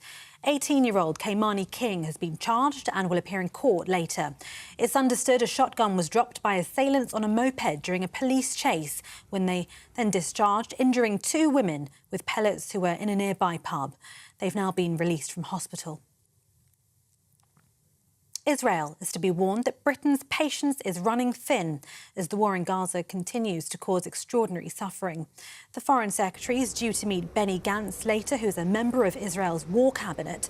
It's after the Foreign Secretary told Parliament that Israel's handling of aid deliveries raises questions over its compliance with international law. Britain joined the United States in its initial support of Israel's assault against the Hamas terror group, but calls are now increasing for a ceasefire amid warnings from the United Nations of an imminent famine. In the United States, Donald Trump was denied a clean sweep of yesterday's Super Tuesday after Nikki Haley secured a win in Vermont. But it wasn't enough to stop the former president's momentum. The worst president in the history of our country. There's never been anything like what's happening to our country. The words of Donald Trump there, moments after he secured victory in more than a dozen states. It puts him in prime position to take the Republican nomination for president, setting up a rematch with President Biden, who warned that Mr. Trump would drag the US backwards into chaos, division and darkness. For the latest stories, sign up to GB News Alerts by scanning the QR code on your screen or go to gbnews.com/alerts. Now it's back to Andrew and Bev.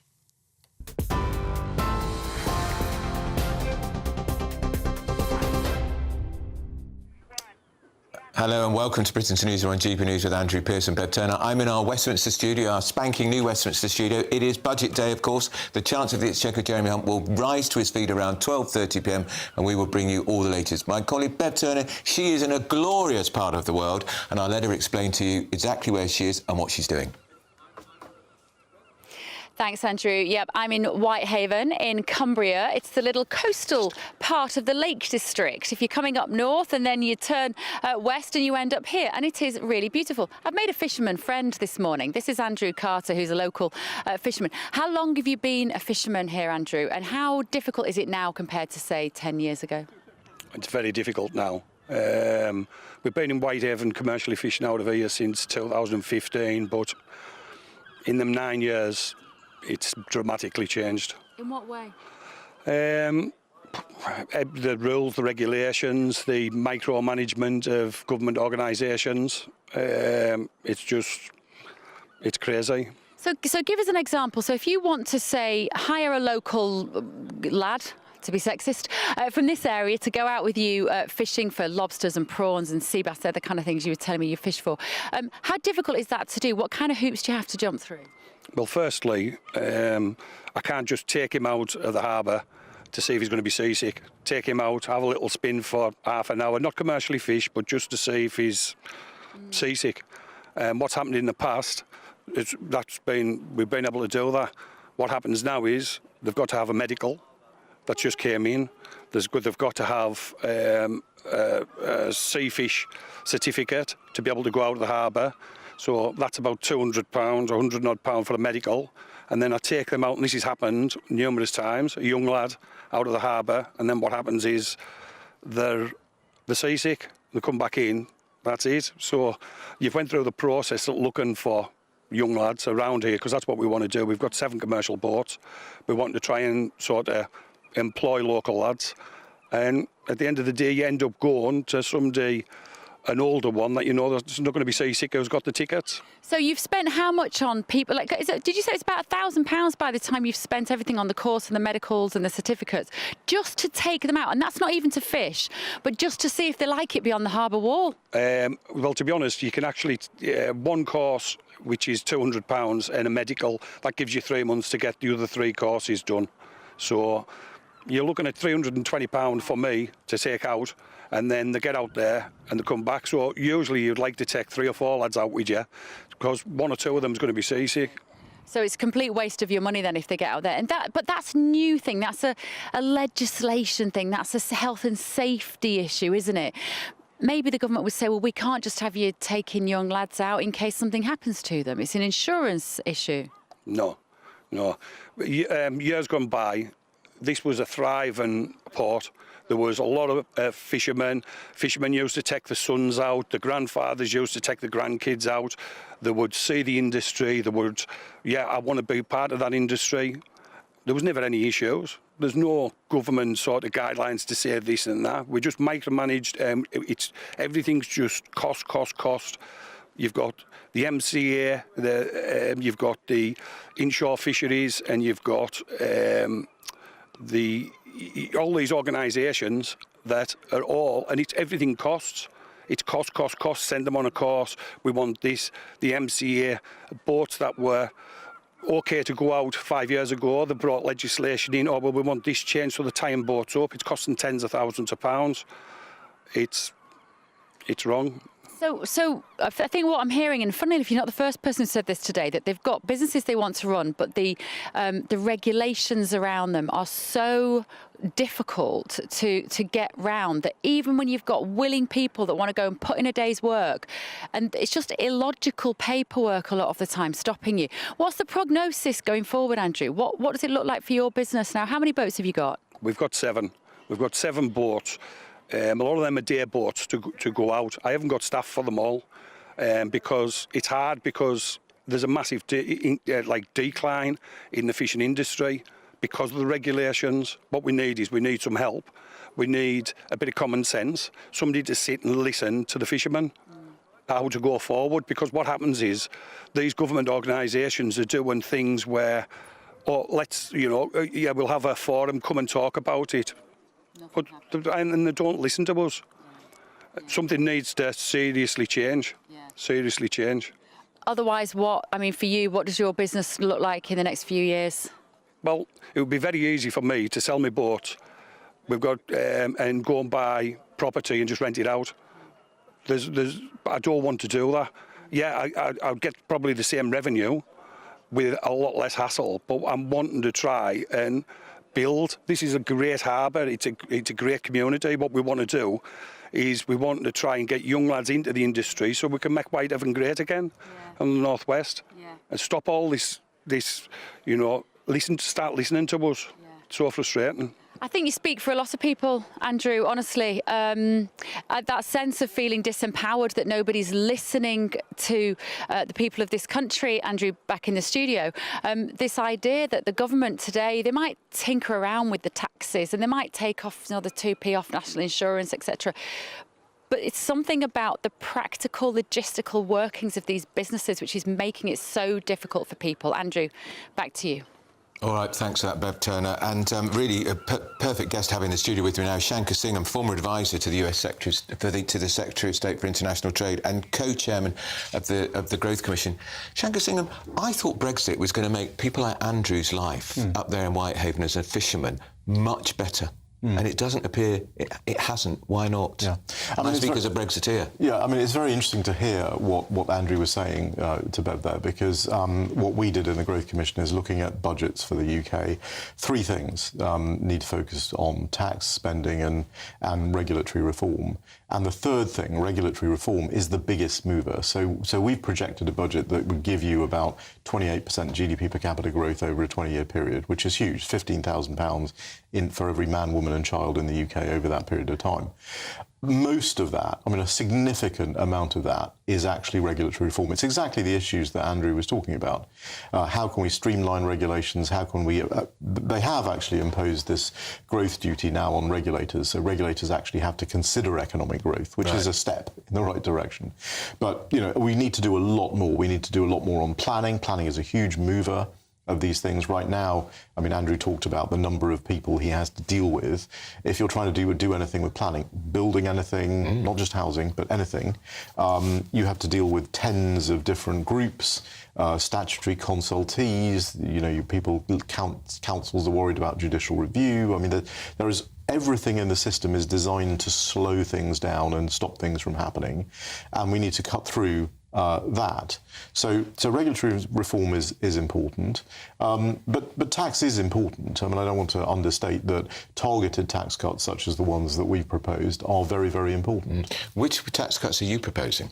Well, we've looked at the big three, if you will: corporate tax, IHT, inheritance tax, and income tax. And what we find is, if you're looking at, it depends on how long your projections are. So if you're looking at just 5 years, then income tax reduction is a bigger mover. Right. But if you're looking at the long term, pretty quickly corporate tax and even inheritance tax start to become bigger movers of GDP per capita growth.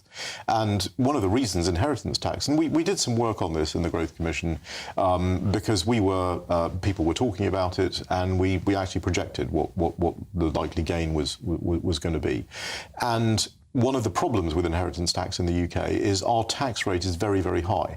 So if you look at a sample £3 million estate, in Ireland, it's about 26% is the effective tax rate for inheritance tax. In the UK, it's about 25.8. Most of Europe is 14, and the G7 group is typically around 7 or 8%. So we're way out of kilter.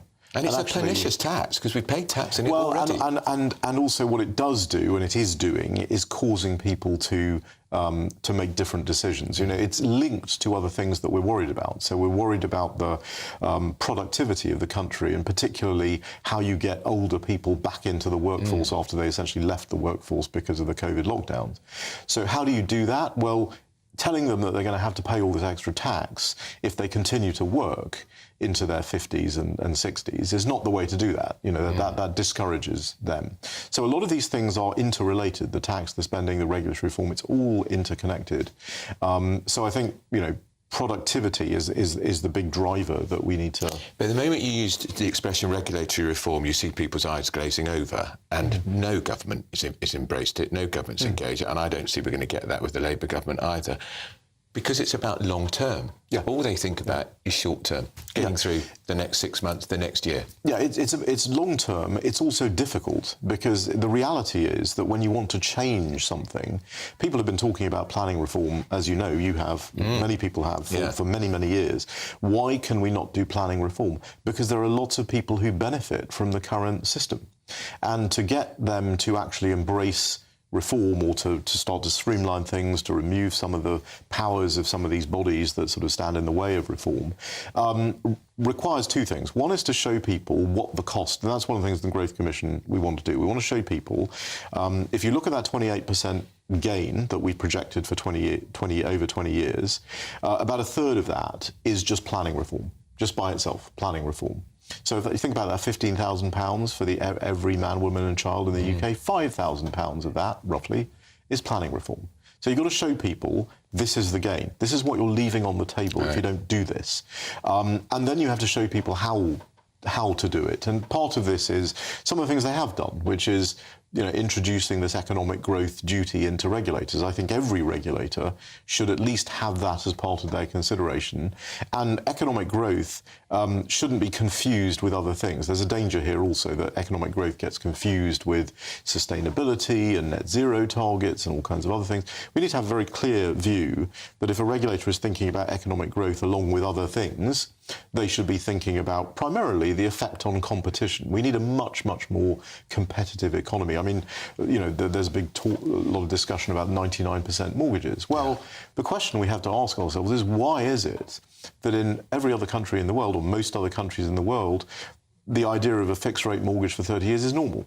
Why do we not have that here? We've got to go. That's Shanker Singh. I wish he was doing the budget today, because I think it would be a little bit more constructive, a little bit more tone. We're going to go back to Bev Turner, who is in glorious Whitehaven with the latest, talking to lots of local businesses to say what they want from today. Bev. Thank you, Andrew. I wish he was doing the budget as well. And let me tell you, I think a lot of people around here do. You can see I'm still here at this beautiful harbour in Whitehaven. We've spoken to fishermen, we've spoken to restaurant owners who sadly lost their business. And we're going to be talking to a lot more people throughout the day here. And I'm joined now by Jamie, who is an art dealer, independent art dealer, Jamie Vernon, and a GB News fan as well, Jamie, which is good to know. How difficult is life, do you think, for people here at the moment in terms of meeting all the needs with the bills? I think with everyone in the country, costs are going up and taxes are going up. Everyone's just struggling at the moment, I think.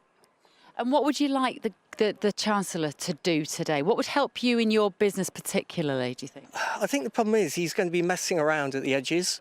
A penny here, a penny there is going to make no difference. They need a big, bold campaign, massive tax cuts, massive investment, and just take the pressure off everyone. They need to start getting some growth, because at the moment it's just stagnation. It has been for the last 10 years. The sense I've had from talking to people here as well is this idea that the vote doesn't really matter. Your vote in an election doesn't really matter. Nothing changes. Nobody listens to me. I keep hearing that a lot. Is that something you can relate to? Yes. I've been a lifelong Conservative voter all my life. I've cut up my membership card. I look at them as the con-socialist party. They're no different to Labour. There'll be a little bit, the odd tweak here and there, but they're pretty much the same. I think that's what everyone feels now. And do you have any idea why that is? Like, do you speculate as to why there's so little between the two of them? Why they are no longer a typical Conservative government? I don't know. I think a lot of it happened under David Cameron. He brought a lot of the sort of wet side of the Conservative Party in. And there used to be a broad church, and the people more traditional Conservatives being pushed out. And I think there's just this consensus of the city, institutions, the blob, to keep everything the same. I was also talking to one of the residents earlier about the huge Amazon factory that you've got up the road, and how, yes, that's providing some employment, but very little really, whilst it appears that a lot of those big corporations are being very well looked after, but the small business upon which this country was built have been left to go to rack and ruin. I think that's for the entire country. The high street here is no different to high streets in other towns. If anything, there's a few more independents. The problem is when you get these massive corporations, offshore tax, they know how to work the system. They know how to get the as minimal amount of tax paid. And unfortunately, with business rates, with lowering footfall, and of course, with the pandemic, it made it very easy for people to start shopping online, to their door. And once the footfall starts to drop, it's a vicious circle, and there's just nothing left in the end. Yeah, absolutely. And why do you love GB News so much, Jamie? They say how it is. They speak for the people. You know, the BBC, just totally left-wing. They don't speak for what most people think. Well, we're hearing that a lot. We appreciate your support. Right, there's going to be a lot more from Whitehaven here. I'm going to be talking in a moment to a very interesting man who came to find us because he has so much to say about the property market here. He's a landlord. He's got several properties. But as I said earlier, there are over 170 listed buildings in this formerly beautiful Georgian town. Why is that making his life so difficult? Don't go anywhere. This is Britain's Newsroom.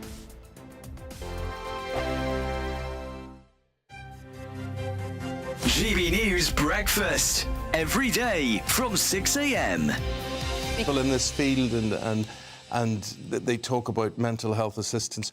And I know from personal experience within my own family circle that the help is just not there. I know that with speaking to many families who've got autistic children and adults. They are really struggling at the moment, whether it's to do with education, getting a diagnosis. You know, once they get to 18 to 25, where's the help? There isn't the help there with social care. You know, I just set up a petition as well, who's going to look after my sons when I'm no longer around? Because that's what that's the story and the question that's at the back of every parent's mind. It's just so hard at the moment, and lots of small charities are closing. And for me, they're the backbone of the society, because they're the ones that speak, you know, to parents continually all the time, or autistic adults. So, and why has it to be that way? And, you know, we'll get government minister after government minister coming on and saying, we have greatly added to the resource here. We've had another 2.5 people we've hired last year, and whatever. They twist statistics and they make it all sound good.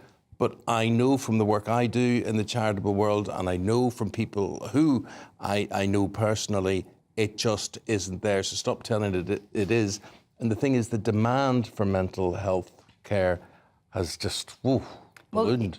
The earlier you start working with children who are autistic, the better the outcomes. I've seen it myself, and I know it with my own sons. I shouldn't have had to set up a school and remortgage my home, you know, for my boys. And so many parents are still struggling, like 20-odd years from when my boys were diagnosed, and they're saying it's improving, and we're talking about awareness, we're talking about acceptance. It's hard because I'm juggling caring, I'm juggling, you know, taking him to college, picking him up. You know, I'm running a charity, I'm doing events. I know I'm a workaholic, but I'm very passionate and I'm very driven.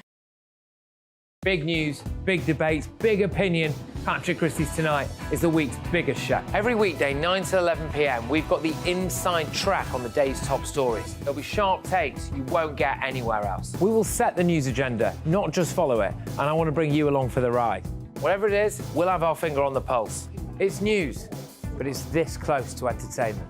Patrick Christie's Tonight, 9 to 11 p.m, only on GB News, the People's Channel, Britain's news channel.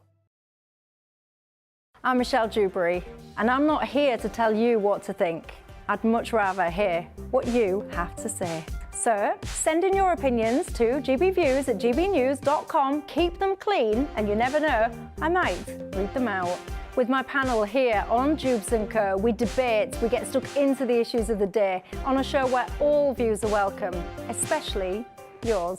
GB News, the People's Channel, Britain's news channel.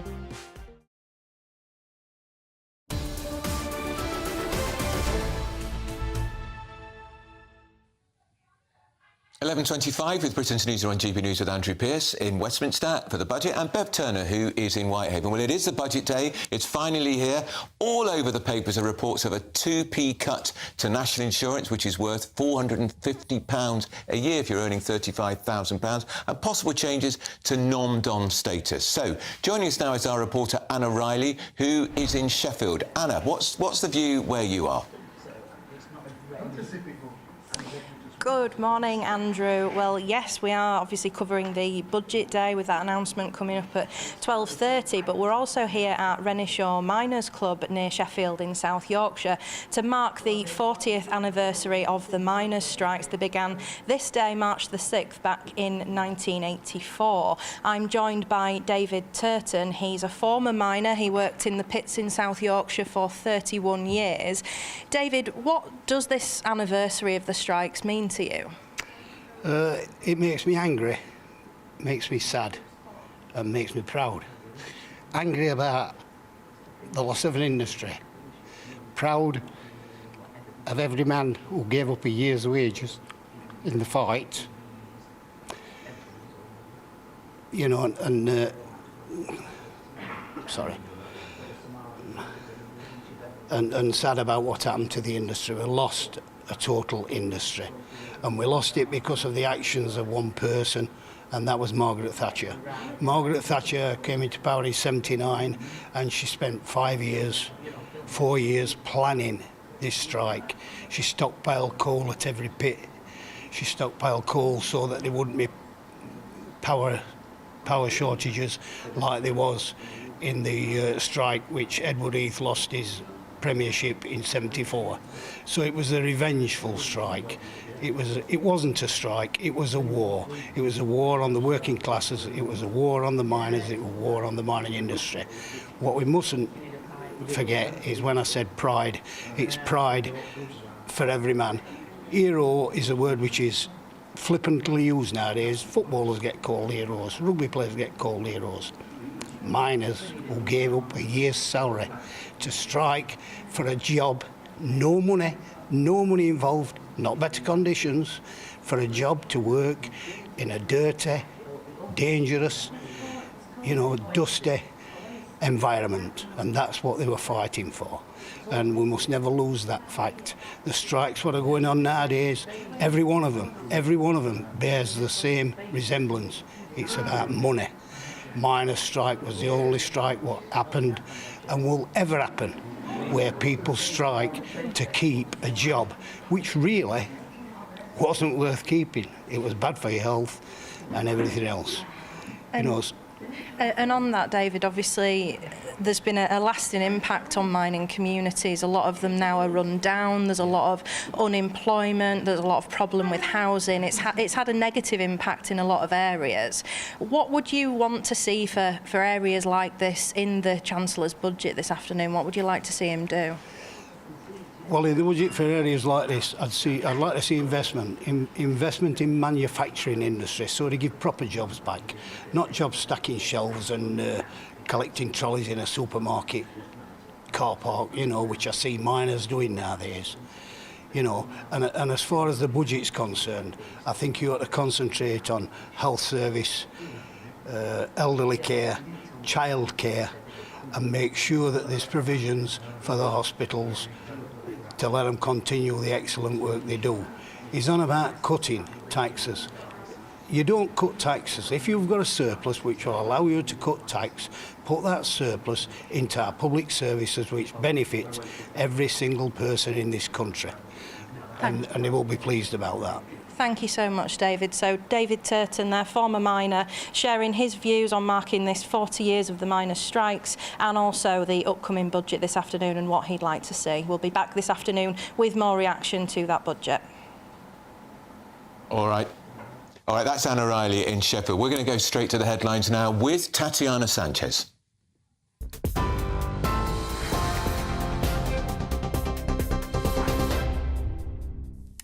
Andrew, thank you. The top stories from the GB Newsroom. The Prime Minister has left Downing Street as the Chancellor prepares to deliver the government's budget soon. That's after Jeremy Hunt exited number 11. Earlier, a cut to national insurance looks to be set his main focus of today, which could save the average worker £450 a year. But the Chancellor may have trouble convincing his critics, with experts warning that it won't be enough to stop the tax burden reaching record levels by the end of the decade. The Resolution Foundation says those earning £50,000 will see the biggest wins, whilst those earning £19,000 or less will actually be worse off. In the United States, Nikki Haley will reportedly drop out of the race to become the Republican candidate for president. The former governor of South Carolina managed to prevent Donald Trump from securing a clean sweep on Super Tuesday, but that wasn't enough to stop his momentum. A rematch between Mr. Trump and Joe Biden now looks increasingly likely. However, the former president's various legal troubles may complicate his path to the nomination. He's facing 91 criminal charges across 4 cases. The mother of a 10-year-old girl who was found dead in the West Midlands has been charged with murder. Shay Kang was discovered with injuries at an address in the Rowley Regis area near Birmingham on Monday afternoon. 33-year-old Jaskurat Kaur, who's also known as Jasmine Kang, has been charged and she'll appear in court later. And the government's Rwanda bill returns to the House of Lords today as the troubled immigration plan faces another test. The policy aims to declare Rwanda a safe destination for asylum seekers who come to Britain via unofficial routes. But the bill faced its heaviest series of defeats by the Lords so far this week. Downing Street says peers should work with MPs to protect innocent lives from perilous journeys. For the latest stories, sign up to GB News Alerts by scanning the QR code on your screen, or you can go to gbnews.com/alerts.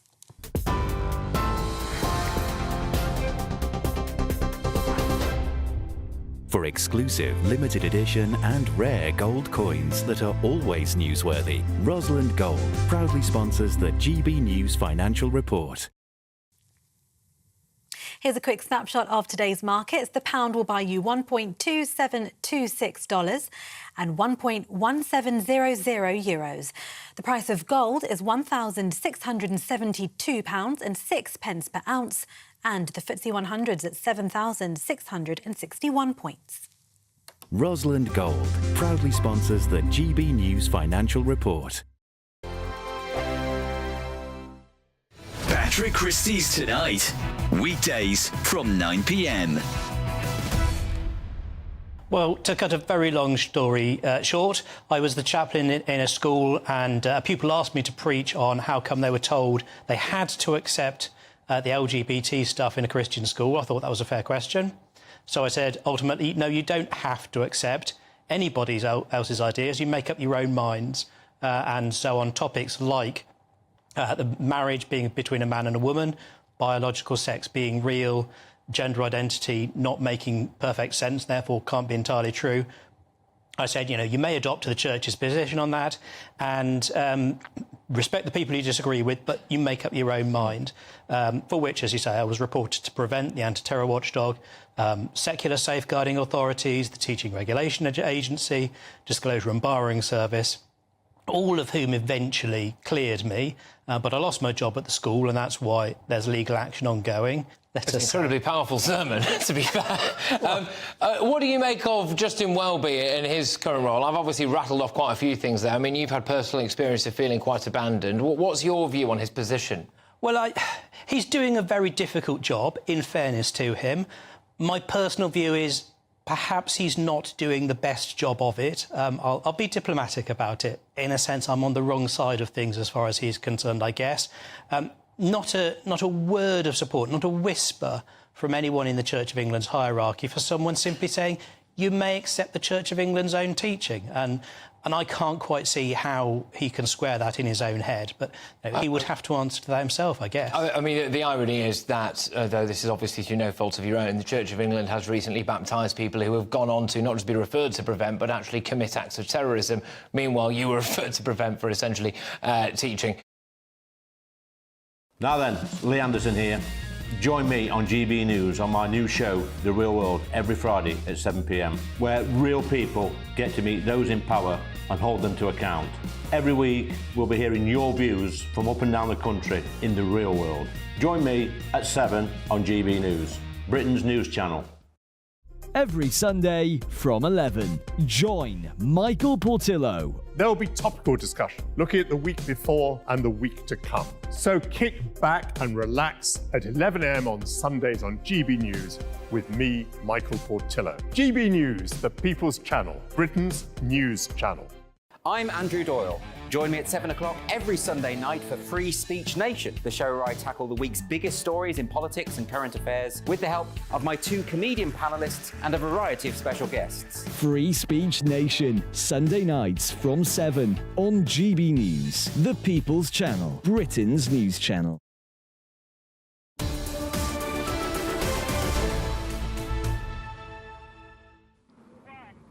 You're watching and listening to Britain's Newsroom on GB News. I'm Andrew Pearce. I'm in the Westminster studio because it is budget day today and Bev Turner is up in glorious Whitehaven. Just before I hand to Bev, quite a few emails coming in about the budget. Carol says, what does this do for me as a pensioner from what she's heard so far? Absolutely nothing.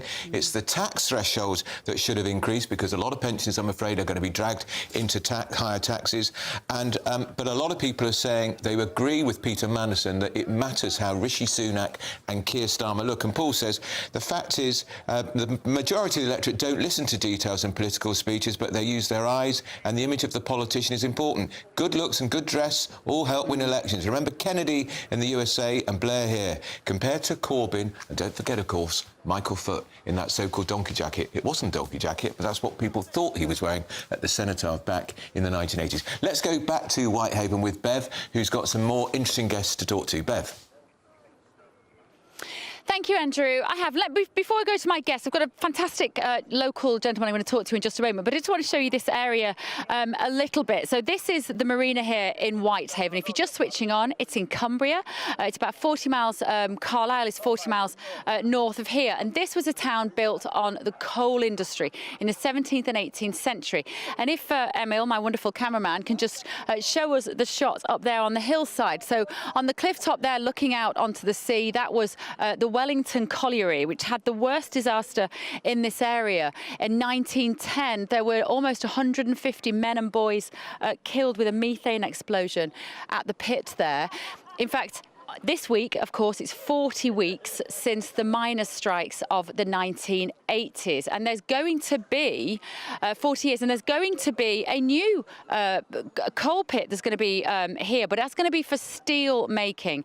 It's going to be the Woodhouse Colliery, and that is going to be extracting coking coal for steel making. Of course, energy plays a big part in this area because the Sellafield nuclear power station is just down the road, and that employs a lot of people in this area. But let me introduce you to Ashley Gill. So Ashley heard that we were in town, and Ashley, you felt so incensed that you wanted to come down here and tell us how life is for you. You're a property owner and a developer and a landlord as well. What's the issues for you? Well, I've been renovating properties in the town centre for over 45 years with my brother, and we're a local building company as well as landlords. And up until about 10, 15 years ago, we were getting lots of grant aid through English Heritage and the local council and Sellafield. And they actually did an award for renovating old buildings, which was an incentive to us people to do them to our best ability. And as you can see, directly behind us is one of our buildings that we have that we couldn't keep up to standards. And this is where the problem arises, because of the amount of cost in keeping these buildings up to a Georgian listed grade 2 standard. We have to abide by these restrictions, and if there was only a relax on restrictions, I mean, these are all wooden windows, single glazed in this day and age when people are trying to conserve heat, and yet we're still having to put single glazing in. In fact, I tell a small lie there, because this last building around the corner that we also have, we've just replaced the windows in there, and they've allowed us for the first time to put a very narrow double glazed unit in, but it's still got to be wooden windows, sliding sash. And the cost of those 5 windows round the corner that's only replaced last year, I could have replaced them in a plastic sliding sash that the layperson would not have known any difference. I could have done that for £1,500. It's just cost me and my brother £8,500 to get the windows made. That wasn't fitted, just made, because they have to be wooden. And them's the planning constraints that we're against, plus the fact what would be a massive help to us developers is that we have to pay 20% VAT. So why can't they bring no VAT on these grade 2 listed buildings? We're trying to put these towns and places back into what it was all those years ago, but we're getting hammered with VAT. Because it has such phenomenal Georgian architecture in this town, but I've noticed that a lot of it is quite dilapidated, covered in scaffolding. So again, it's the same issue that we've heard time and time again: less regulation, less box ticking, whilst also preserving the beauty of those buildings. Exactly right. I've seen it in the past where these buildings come up for sale, people go and buy them, think, great, we can renovate this building, and then they come in. It's like hitting a brick wall and all these planning consents, and then they realise how much it's going to cost, and then it's back up for sale, and it's still deteriorating the whole buildings. So this is what someone needs to look at the issue. Would it affect your vote in the next election briefly? You don't have to tell me who you vote for. I know that's a private matter, but this will influence, I guess, what you do. I don't know how I can change anything. Maybe this interview may help, but I don't. Let's hope so, Ashley. We appreciate it. We like to raise these issues that help people who are just trying to make ends meet. And like he says, his intention is to make this town more beautiful, to look restored to its Georgian grandeur that it used to have. But at every step, there's bureaucracy, regulation. Andrew, back to you in the studio. Thanks, Bev. And of course, that's what my guest earlier in the studio was talking about, wasn't he? About all the regulation, and but people never ever want to get involved in changing regulations because it's not seen very sexy. We're carrying on going beyond London, of course, because the budget is here at 12:30. But we're going to talk now to Jack Carson, who is our reporter, and he is in glorious Leamington Spa. Yeah, good morning rather to you, Andrew. Here in Leamington Spa with Mary Carmen Fitness. Mary Carmen, thank you so much for joining us this morning. We've been speaking obviously a lot about kind of how business is at the moment, but you're also a mum as well. Tell us a bit about kind of family life at the moment and the cost pressures maybe that you're facing. Yeah, so I have 2 children at school and 1 8-month-old. So the cost of living crisis, food is so expensive. My son is going to be starting nursery in April, so obviously the cost of nursery fees. Really hoping that the Chancellor says something in his budget today around the nursery fees. But yeah, I think families are finding it really hard at the moment. And obviously, there's 2p cut to national insurance. Of course, we've already had one in effect from January. There might be another one again in the budget. I mean, would that make much of a difference to you to maybe relieve some of that pressure? I mean, you know, every little helps, but I didn't particularly see a difference when they did it last time. I think what would make a bigger impact is if they restructured the taxing brackets, you know. Yeah, and obviously you're also a small business owner, as we were saying, running this fitness company here in Leamington Spa. What maybe could the Chancellor say on that point to maybe help you as a small business owner? So I mentioned earlier around the VAT threshold. So currently it's 85,000, and that's been since 2017. So if they increase that within line with inflation, would help small businesses, along with the tax-free dividends. After April, I believe that's going to be going down to 500, and it was £2,000 a year. So all these kind of things have massive impacts on small businesses, particularly if you're trying to grow. All right, well, thank you so much for joining us this morning, of course, to get that perspective before the Chancellor delivers his budget. All right. OK, that's our reporter Jack Carson, who is in Leamington Spa. Still to come, is that spring budget going to save the Tories at the next general election? We'll be putting that to a former Labour MP, so don't go anywhere. You're with Britain's Newsroom on GB News with Andrew Pearce and Bev Turner. We have a ton of top prizes to be won in our spring giveaway. There's a massive £12,345 in tax-free cash to spend however you like, along with £500 in shopping vouchers for your favourite store, a games console, a pizza oven and a portable Sonos smart speaker. And the best news? You could be our next big winner, just like Phil. Whoever wins it next is going to be as happy as I was, and they're going to get even more money this time round, so why wouldn't you go in the draw? For your chance to win the vouchers, the treats and £12,345 in tax-free cash, text prize to 84902. Text costs £2 plus 1 standard network rate message, or post your name and number to GB03 PO Box 8690 Derby DE1 9TT. UK only. Entrance must be 18 or over. Lines close at 5 p.m. on Friday the 29th of March. Full terms and privacy notice at gbnews.com/win. Please check the closing time if watching or listening on demand. Good luck. I'm Gloria Di Piero. This is GB News, Britain's election channel. Join us every night on GB News at 11 p.m. for Headliners, which is 3 top comedians going through the next day's news stories, which is exactly what you need, because when the establishment has gone crazy, you need some craziness to make sense of it. So join us 11 p.m. every night on GB News, the People's Channel, Britain's news channel. Big news, big debates, big opinion.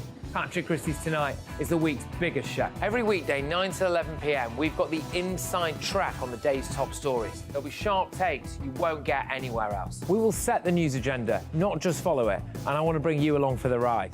Whatever it is, we'll have our finger on the pulse. It's news, but it's this close to entertainment. Patrick Christie's Tonight, 9 to 11 p.m, only on GB News, the People's Channel, Britain's news channel. I'm Michelle Dewberry, and I'm not here to tell you what to think. I'd much rather hear what you have to say. So, send in your opinions to gbviews@gbnews.com. Keep them clean, and you never know, I might read them out. With my panel here on Jubes & Co, we debate, we get stuck into the issues of the day on a show where all views are welcome, especially yours. GB News, the People's Channel, Britain's news channel. 2024, a battleground year. The year the nation decides. As the parties gear up their campaigns for the next general election. Who will be left standing when the British people make one of the biggest decisions of their lives? Who will rise? And who will fall? Let's find out together. For every moment, the highs, the lows, the twists and turns. We'll be with you for every step of this journey. In 2024, GB News is Britain's election channel.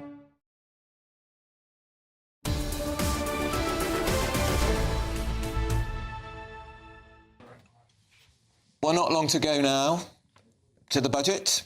It's happening at 12:30. Is anyone listening to me?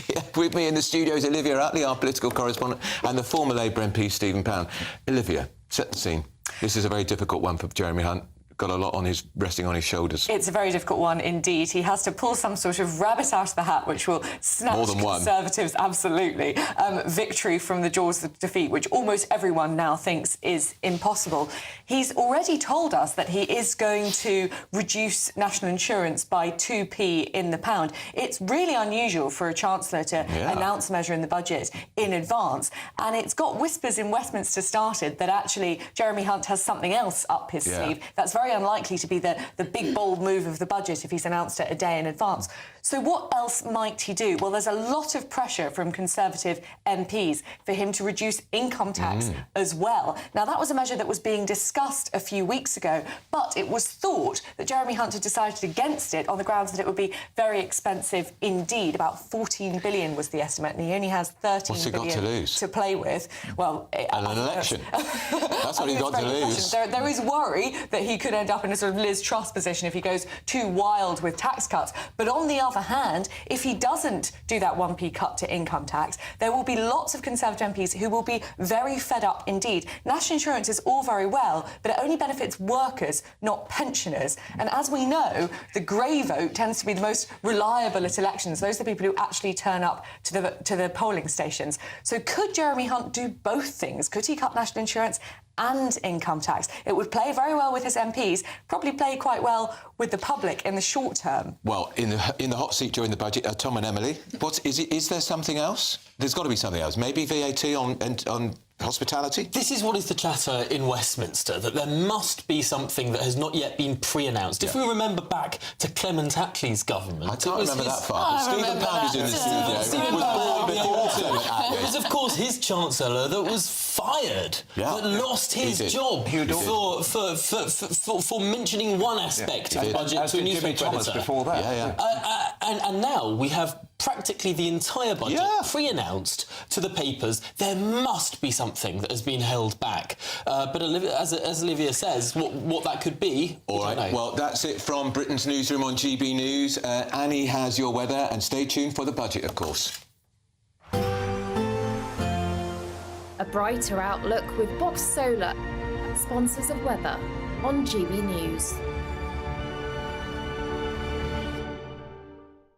Hello there, welcome to your latest GB News weather update. There's plenty of dry and bright weather on offer through the rest of the day. Anywhere that's seen a cloudier and gloomier start to the day will start to get slowly but surely brighter. This occluded front across the eastern coast, though, has brought that cloud, some drizzly rain as well to some eastern coast, as well as some early fog.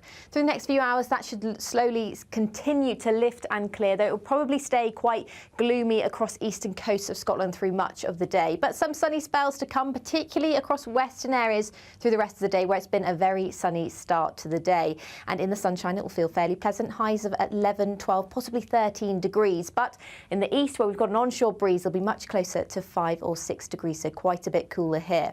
Tonight will be another chilly night. However, there'll be quite a lot more cloud around tonight than last night, so it's going to be a little bit milder than last night. However, so there will be a much more limited frost by tomorrow morning, but it will still feel fairly chilly. However, overnight, it should stay dry for many areas away from the far northeast and the far southwest.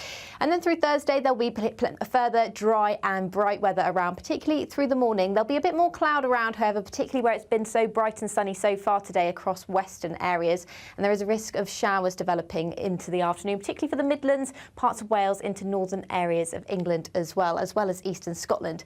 However, in the sunshine, it'll still feel fairly pleasant with highs of 11 or 12 degrees. Bye-bye. Looks like things are heating up. Boxed Boilers, sponsors of weather on GB News.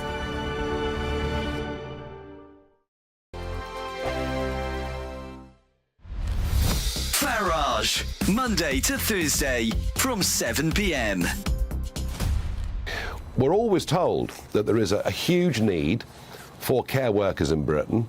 We're always told that the salaries just aren't big enough, against the benefit system for British people to want to do that work. And there probably is some real truth in that. And yet, if up to 25% of those that come are acting illegally, and it would seem, up until now, that in some areas, foreign care workers come in, but bring in almost the same number of family members with them, that we need to have a proper debate about this. I'm very pleased to be joined by Mike Padgham, chair of the Independent Care Group. If I accept those arguments for a moment, how can it be that the system is so lax that up to 25% are found by the Inspector of Borders and Immigration to be working illegally? Well, good evening to you, Nigel. It was good to join you. I mean, those figures are shocking to me. When I looked at it today, when I saw that 275 visas had been issued to a care home that didn't even exist, and a further over 1,000 people joined a company that only had previously 4 staff in it, it makes me wonder the bureaucracy of the Home Office didn't think to check that these companies exist in the first place, because it should be quite straightforward. If people are providing care, they're regulated by the Care Quality Commission. It's a simple phone call to check and double check. Sadly, there seems to have been very many loopholes at the beginning. I believe that's been tightened now, but I can't understand it, because all the providers that are doing it in the proper way have to go through quite a rigmarole to actually get approved, and it takes months. So it beggars belief that this has happened and people have been approved for a company that doesn't even exist. I'm Michelle Dewberry, and I'm not here to tell you what to think. I'd much rather hear what you have to say. So send in your opinions to gbviews@gbnews.com. Keep them clean, and you never know, I might read them out. With my panel here on Jubes & Co, we debate, we get stuck into the issues of the day on a show where all views are welcome, especially yours. GB News, the People's Channel, Britain's news channel. Join us every night on GB News at 11 p.m. for Headliners, which is 3 top comedians going through the next day's news stories, which is exactly what you need, because when the establishment has gone crazy, you need some craziness to make sense of it. Headliners. You don't have to bother reading the newspaper. We've got it covered for you. Every night at 11 p.m. and repeated every morning at 5 a.m. We won't send you to sleep like some of the other paper review shows out there. So join us 11 p.m. every night on GB News, the People's Channel, Britain's news channel. Well, it's coming up to midday on Wednesday, the 6th of March. This is Spring Budget Live on GB News with me, Emily Carver, and Tom Harwood. In just a moment, Rishi Sunak and Keir Starmer will go head-to-head at Prime Minister's questions. We'll have full coverage of every moment. And just after that, the Chancellor, Jeremy Hunt, will be on his feet, delivering the budget.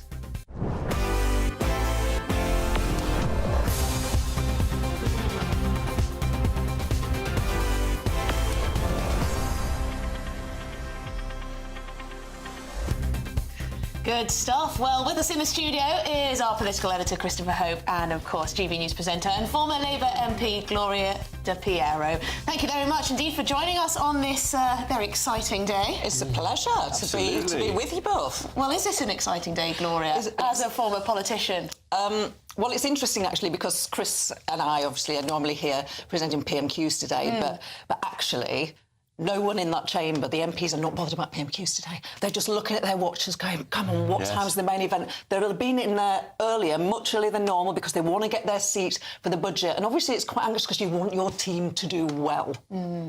Chris, I wonder, Rishi Sunak is not the main event today. There could be some surprises at Prime Minister's questions. There could be some slip-ups, some ill-rehearsed lines, because ultimately they'll think no one will remember it's soon forgotten. There might be some questions about the May. Will there be a May election? Yeah. March 26th is the date we're watching, isn't it? If they can declare election on May 2nd by that point, that means we're into this 5-week campaign. Unlikely, I've got to say. And in fact, I shouted at the PM as he left Downing Street today, and he ignored it. Any rabbits in the hats for the Chancellor? There's not much space in that battered old briefcase for it, but we do know a lot of what's in the budget already, don't we? I was reading about how there could be a rabbit out of the hat for middle earners, for parents. when it comes to childcare, and that is something that a lot of people have been complaining about for a long time. The weird quirks in our system when it comes to benefits and losing that entitlement and all of that. Middle earners on 65% rate marginal taxes. I mean, there are some very odd quirks in our system. But I suppose one of the big issues that Jeremy Hunt has to sort out is the free childcare he's already promised, that there's still some uncertainty over. It was a really big moment in the last budget when he announced this massive expansion of hours for free childcare. But of course, it's the providers that have to provide it. It's the nurseries. It's those people that run those nurseries that say, well, hang on, where's the capacity for this? So yes, that'll be important to watch today. But something else happened in last March's budget too. There was a 2p reduction in national insurance. Exactly what we expect to see, another 2p today. Now, the hope is, obviously, that moves the political dial. Well, it didn't last March. It didn't improve those poll ratings. So I think he's going to have to offer something in addition to that, Chris. But as you said, like, where's the money? Well, there's none. I mean, unless they raise it through axing the non-dom tax status, hurting his own family. Charter Murty is a non-dom, of course, voluntarily pays tax on global earnings. Will they try and do all the things that Labour wants to do, increase the oil and gas windfall tax, all sorts of measures? But, yeah, raising money somehow, Tom and Emily, to fund the 1p income tax cut, which could get them going in the polls. I think a 2p cut in national insurance is expected to lose £10 billion in revenue to the Exchequer. Getting rid of that non-dom status, even the most optimistic estimates by the Labour Party, which up until today the Tory party has been challenging pretty rigorously, is around £3 billion. If you step back, 2p cut in January, 2p cut in March, that's 4p off national insurance in 8 weeks. It's not very creative, is it, particularly? Cut national insurance, cut it again. Would there be another tax cut that you would prefer, Gloria? Well, I think actually Keir Starmer will be doing the response today, and it's actually a challenging day for the Labour Party too. I mean, it's actually made less challenging by the fact that they've announced so much, and the Speaker will be cross about that, by the way, because the rules are that you have to tell Parliament this first. Well, will he say